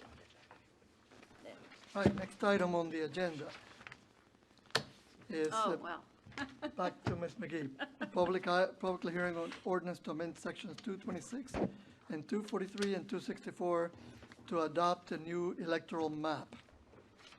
I'm going to go ahead and start. You have two more public hearings, both of which I'm introducing for you, and which are related. And so I'm going to start by doing the background and context for both of them, and then you can hold your separate public hearings on them. Both of these public hearings relate to the Goochland, Louisa County boundary. Let me clarify that there are two different processes involved in the boundary between Goochland and Louisa. Thank you, ma'am. First is we have a taxing or services boundary that is approved or changed by circuit court. It's considered to be the physical or the historical boundary between the two counties. The second is we have a census boundary. It is a census created by and approved by the U.S. Census Bureau. A surprise to most of us, there is no guarantee under law that those two boundaries are the same. And in fact, in Goochland County, this moment, they are not the same. The two different boundaries are set and approved by two different processes and by different entities.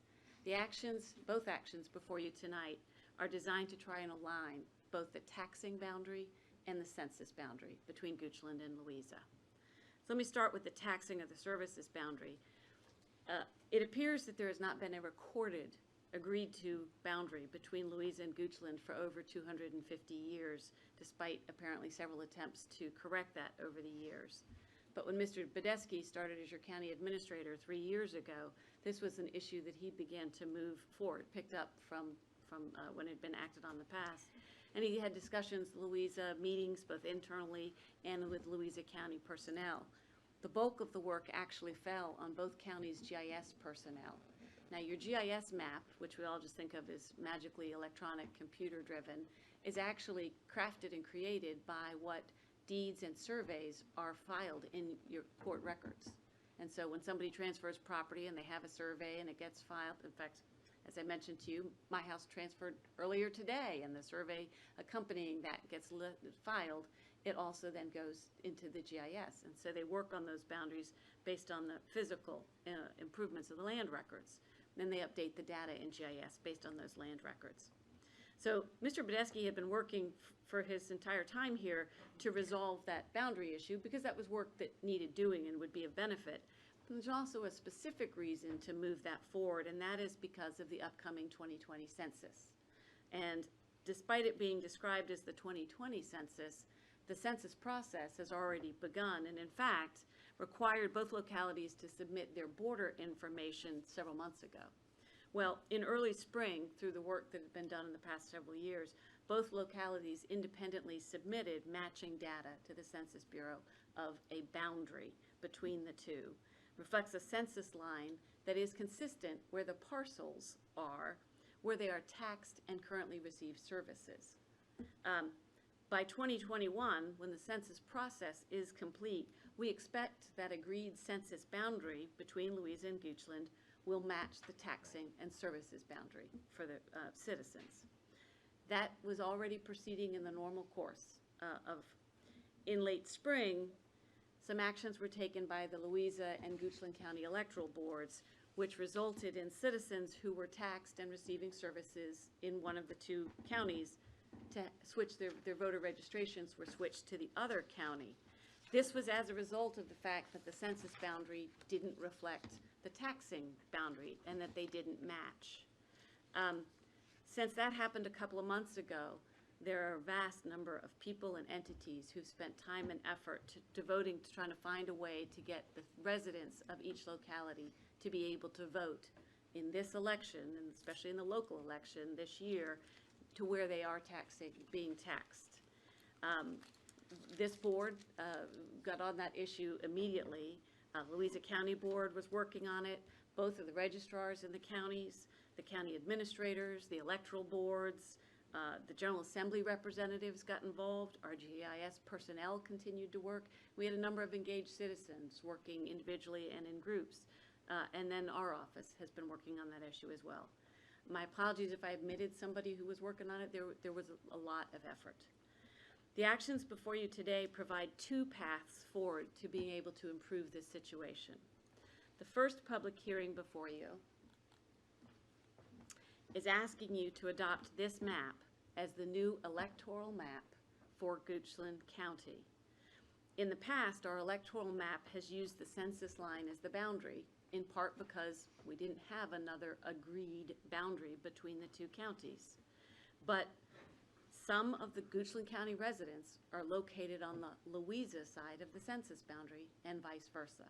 And I believe that situation is what ended up causing the taxing situation to change several months ago. The map proposed for adoption today as part of your ordinances uses the agreed GIS or taxing boundary of the two counties rather than the census line. And so it places the parcels within the jurisdictions where the residents are currently paying their taxes.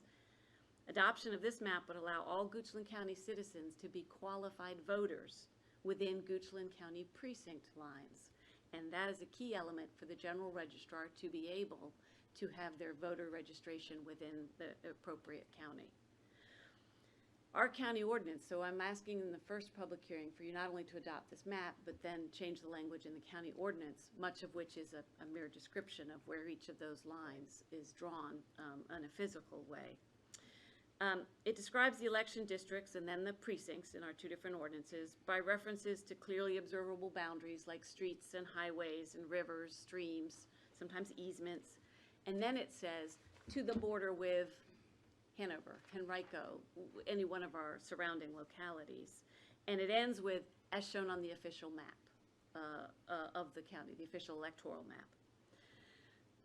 We're asking for you to adopt this map that has that GIS taxing boundary and to revise the language in your ordinances to clarify that when we talk about a boundary with another county, it's the Goochland boundary. Okay, so we're clear that it's where we believe that boundary is, not necessarily where another county is.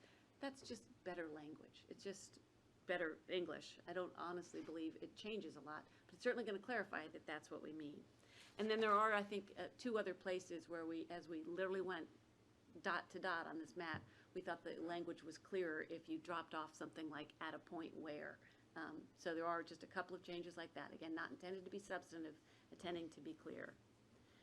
This board is aware that because of the decennial census process, there is a state law that requires that election district lines and precincts be frozen as of February 1st earlier this year and remain frozen to May 15th of 2021.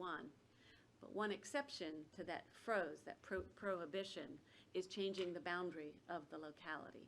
And so that's why it's before you today, because we believe this is an allowable action for the county to take even in that time frame.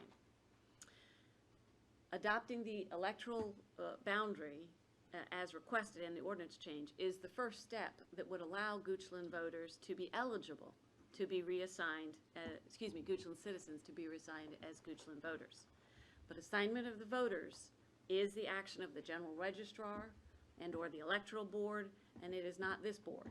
So I cannot guarantee you that those voters will be reassigned, but I can tell you that taking this action provides the opportunity for reassignment to the registrar and the general electoral board, general registrar and electoral board. The second action, which we are then going to hold a separate public hearing, but again, the context I think makes sense all at once, is to adopt, maybe I'm not hitting the right, nope.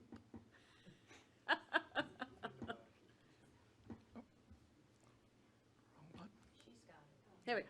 No, I needed help. I definitely needed help. But there it is. The second action, this is actually the natural outcome of the work that Mr. Badesky has been doing on the GIS and taxing boundary. We're seeking approval of a boundary line agreement between Goochland and Louisa County.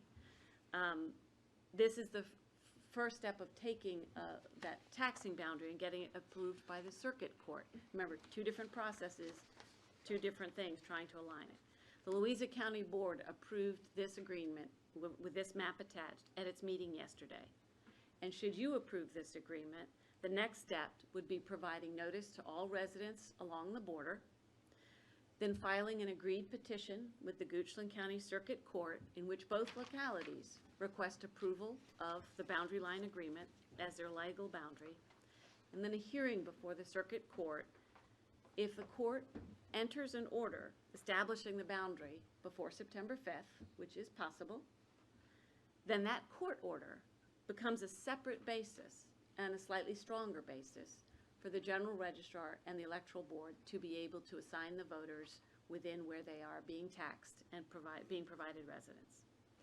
Now, no action to change the boundary line can be allowed within 60 days of the next general election. So if it doesn't occur before September 5th, it could still occur, but it wouldn't affect the November 5th election. The boundary shown on this map is that agreed taxing and services boundary from the GIS. It is what was submitted to the census. It is the same boundary that is in your ordinance amendment. So there is no doubt that they would align. Notice, as I said, is be given to each property owner on the border. Citizens are eligible to intervene in the petition that's being filed. If 1/3 of the parcels of the property owners object or intervene, then I would expect a delay in the approval of the boundary.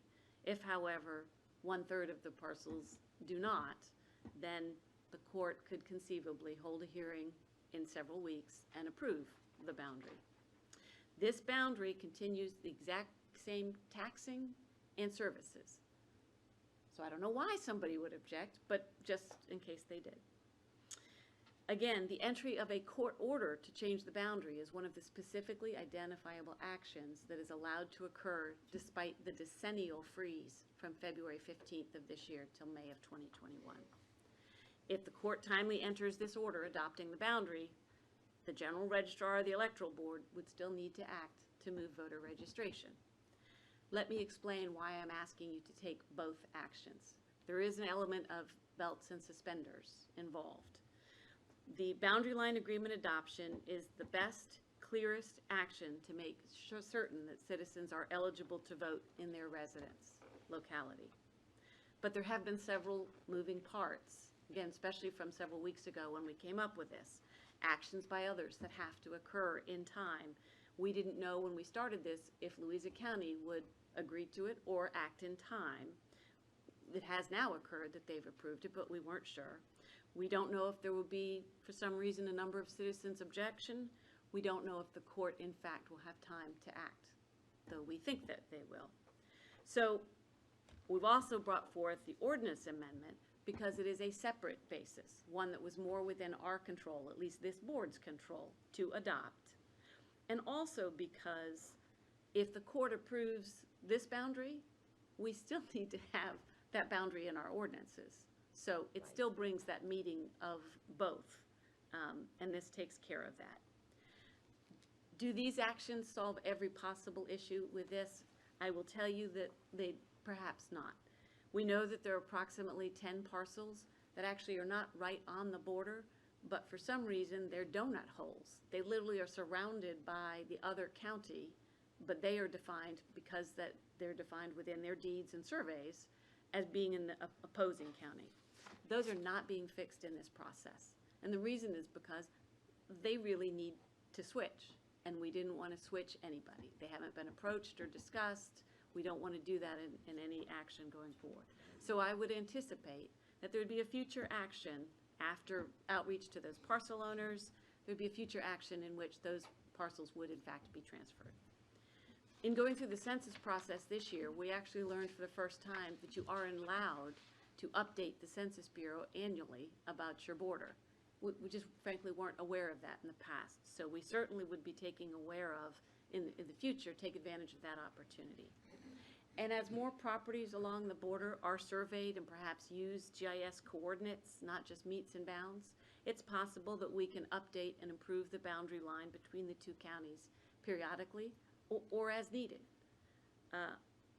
However, taking both of these actions, I believe, is your best and clearest path to try and seek a resolution to the situation in which residents of each county have been told they need to vote in the other one. And so it is for that reason that I would ask that you hold these public hearings and consider these actions. Again, I am going to start first and ask that you hold a public hearing on the ordinance amendment. But that was the context to provide you before we then, before we have the second action as well. Now, that was clear as mud, as Mr. Losa, but certainly if there are any questions from you. We have a quiz coming up for everyone. Any questions from Ms. McGee before we open the hearing? Mr. Lumpkins? So the boundary line agreement that's before us, it refers to a map dated July 16, 2019, entitled, quote, Goochland, Louisa Boundary 2019, and attached as Exhibit A. Is that one of the maps you've shown us? Is that the one on the wall, on the board? I've switched it now, but yes, it's this one. That's that? Yes. And that has the 300 GIS coordinates identified. Okay. Which is, and as we said, when we get to that, I was going to tell you, I mean, that is an acceptable way to, under state law, to identify the boundary between two localities. Using those coordinate points? Yes. That's fine, okay, that's good. So what I just don't see that this is, has the same title, that the agreement says Goochland, Louisa.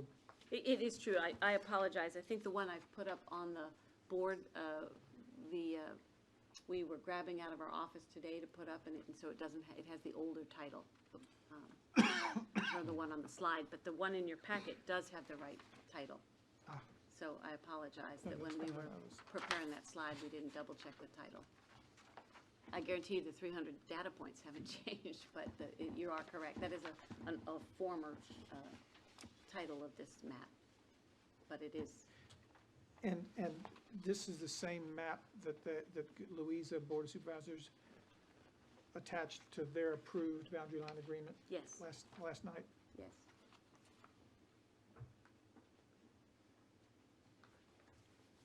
Okay. Thank you. Thank you, Mr. Chairman. Okay. Any questions, Mr. Peters?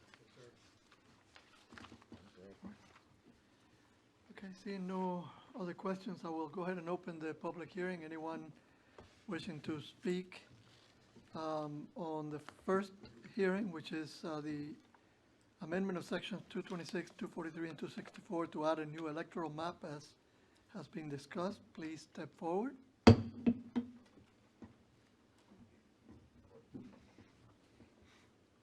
Mr. Chairman, members of the board, Robin Lynn, speaking as Secretary of the Goshen County Electoral Board, I must say that I'm extremely impressed by the work that your county attorney has done on this issue. I am fully in support of her proposals on both cases. I particularly appreciate the fact that she is working on belt and suspenders, and this is one of several parallel courses that we are taking. And you are aware that the Electoral Board also submitted a letter to the Attorney General trying to isolate these specific questions, which I think she has proposed to solve. And we would expect, if these two proposals are adopted tonight, I cannot speak for my colleagues, but I am very well assured that we will bring our people home. Thank you. Thank you, Mr. Lynn. Anyone else?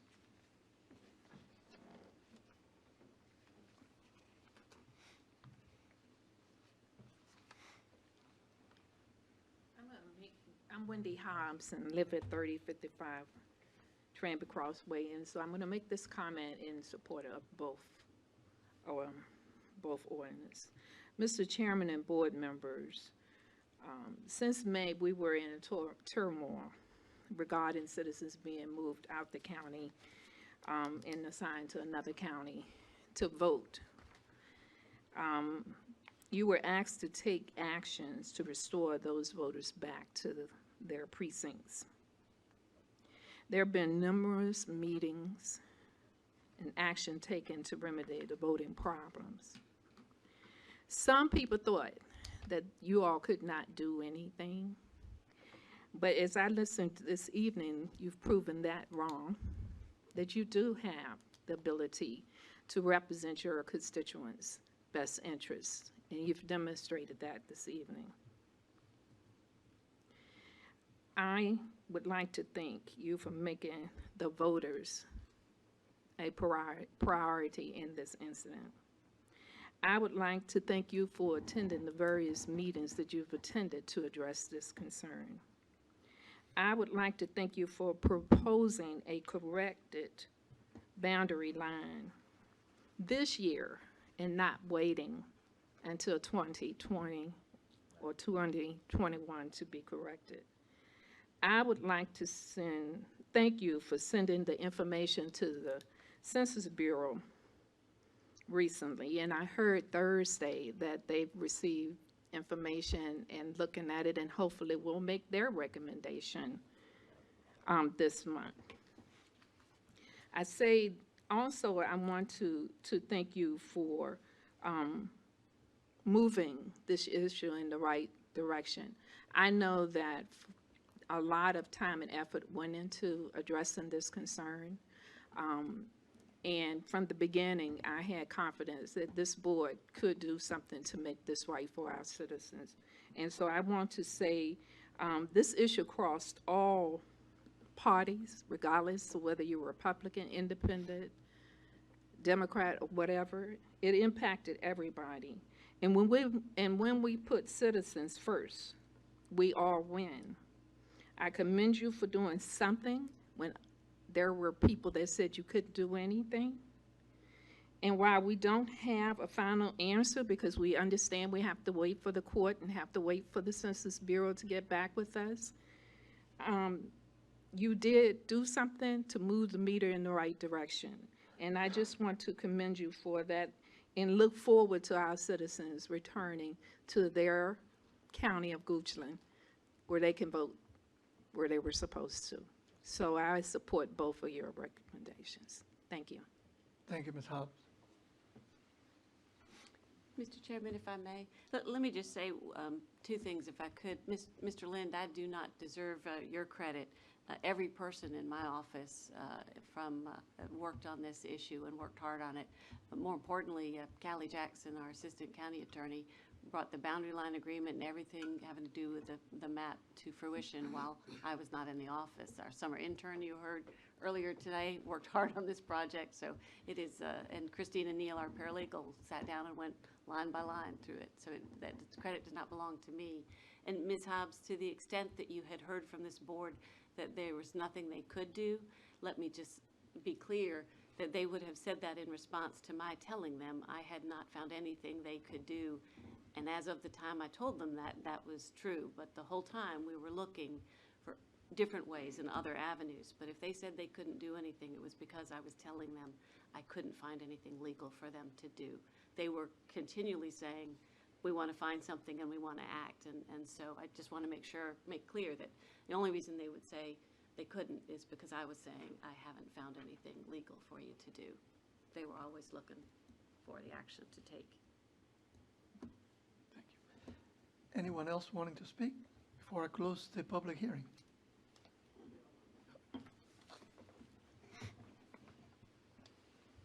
Only because it was fresh on my mind. I had no idea. So I'm Levin White. I live in Crozier. I think we all know each other. I was at the State Board of Elections this morning, Senate room number 3, responding to some other issues, and which I was very successful, thank goodness.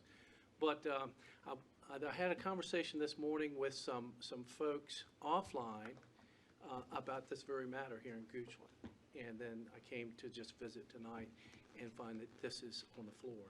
And I just wanted to share that there are people watching us, and I'm very pleased on what Ms. McGee has shared. I've spoke to many residents while I'm out knocking on doors, and they have shared that. So they're obviously they're watching, and it was just I just wanted to share that this morning, that I did hear from folks who don't even live out here who are watching, and I'm encouraged, and I thank you, Ms. McGee, for presenting that. And I just wanted to share that I'm very happy and I'm in favor of both as it presented. Thank you. Thank you, Mr. White. Anyone else? Going once, going. Mr. Lyle. Jonathan Lyle, 1521 Mannequin Road. I'm for it. Which one? Which one? You do not get to accumulate those minutes for next meeting. Okay. Anyone else? Seeing no one else, I'll go ahead and close the public hearing. Okay, board? Any Ready for discussion? Oh, Ms. Lascolette? Okay, so, a lot of times when I read the motions, I kind of shorthand it a little, but I think this is really important, so I'm gonna read the whole dang thing, and, so we are very clear what the motion is.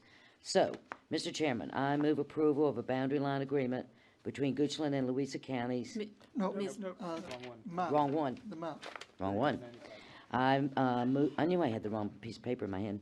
I move approval of the ordinance to amend section 2-26, 2-43, and 2-64 to adopt a new electoral map amending the boundary line between Goochland and Louisa counties to reflect the boundary which is derived from parcel boundaries and the GIS map rather than the census line. Okay, we have a detailed motion. Do we have a second? Second. We have a motion and a second. Mr. Budeski, would you do a roll call vote? Maybe Oh, discussion. more discussion? May I Yeah. just want to ask the county attorney about, I've been reading the ordinance, and just want to make sure I understand. Everything underlined is where there's an addition to what was existing, That is correct. and then there's some strikeouts. That's a few correct. strikeouts. Right. In the beginning of each paragraph, it's italicized, like election district number 1, population in parentheses. That is not a change from existing ordinance. It just happens to be italicized, right? It's a title to the paragraph And it's not a change. and not a change. Okay. These population numbers that are in next to each election district, that they were in existence The before, right? 2010 census. That's correct. Okay. All right. And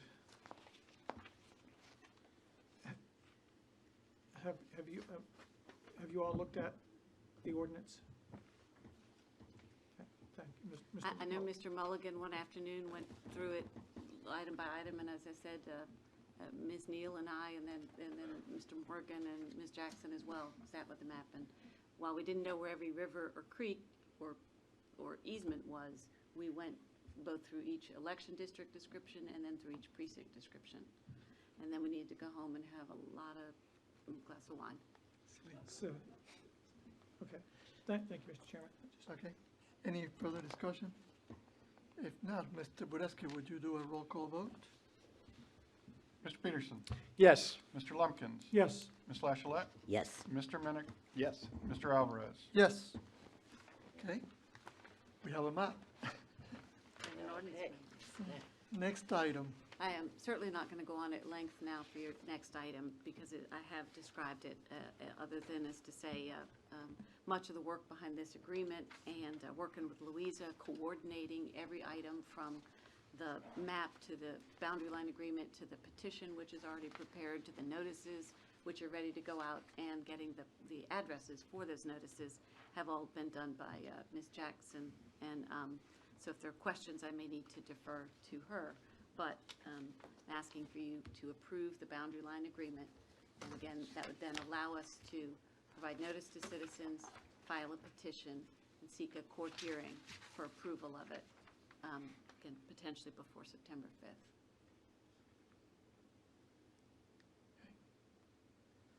So, any discussion on this? The yellow highlight on our copy that was left on our, That's, Oh, that document. that's to define the last 10 parcels, I guess. how is that? Ms. What Jackson? are we voting on? I mean, when we vote, because we want to be consistent with what Louisa has done. And Good evening. Yeah, after we published the boundary line agreement online for the citizens and everyone to see, it was a mutual language change there that you have redlined. But that is in the final agreement, that language, and that's the language in the agreement that Louisa adopted last night. That was my question. Thank you. And so this is related really to the 10 parcels that are still in No, question? sir. Or, No, sir.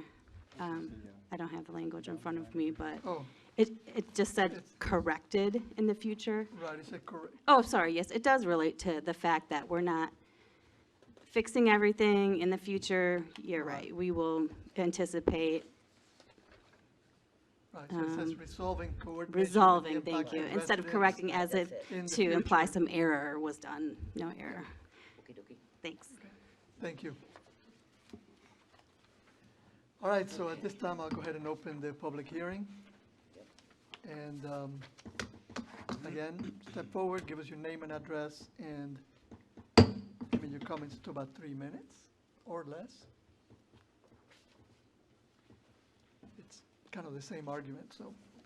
Seeing no one, I'll go ahead and close the public hearing. Any further discussion? Mr. Chair? Mr. Peterson? I know a few moments ago, Mr. Lynn tried to heap praise in the direction of Ms. McGee, and she deflected that praise and was too humble to accept it. But I'm going to object to that deflection. And this is way out of the ordinary course of business. I don't know if this has ever happened in history before, and we're not relying on 250 years. Code of Virginia, we're relying on an exception deep down in the Code of Virginia. And to get to this solution, we had to drill a lot of dry holes, go down a lot of dead-end cul-de-sacs, searching and searching and searching and not giving up. And that's what ultimately led us to this solution. And I just wanted to heap some praise in the direction of our legal department, wherever the credit belongs, but just to not give up on something that's never come up before, probably never come up again. And just want to thank you for all those continued efforts. So that's all I have, Mr. Chair. I concur, and I appreciate all the citizens that have spoken up and called us and emailed us and been very engaged and held meetings to try to resolve this. I think it just shows the great community that we have in Goochland. So we've opened the public hearing, we've closed the public hearing. If no further comments, do we have a motion? Can I do it now? You can now read this. Okay, so, Mr. Chairman, I move approval of a boundary line agreement between Goochland and Louisa counties adopting an agreed boundary line which recognize where property owners currently pay taxes and receive services, is consistent with the border used by both localities' GIS systems, and is the boundary both localities recently submitted to the U.S. Census Bureau. We have a motion. Do we have a second? Second. We have a motion and a second. Mr. Budeski, would you please do a roll call vote? Ms. Lachelette? Yes. Mr. Minnick? Yes. Mr. Peterson? Yes. Mr. Lumpkins? Yes. Mr. Alvarez? Yes. So we've taken the first steps, and hopefully we can get this all done by September 5th with the help of our registrar and electoral board. And your court. And the circuit court.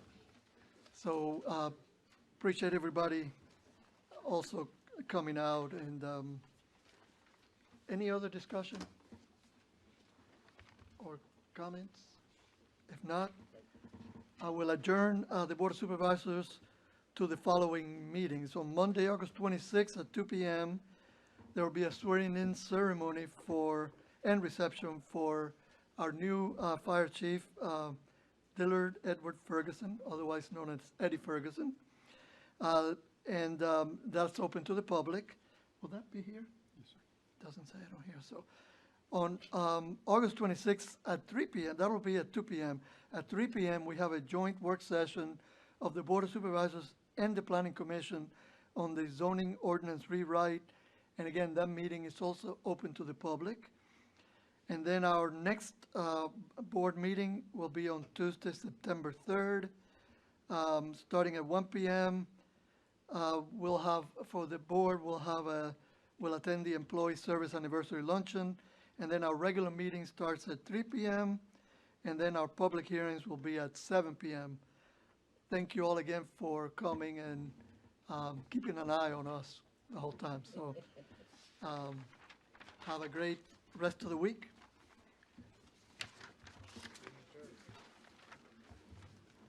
Meeting adjourned. There you go. That's what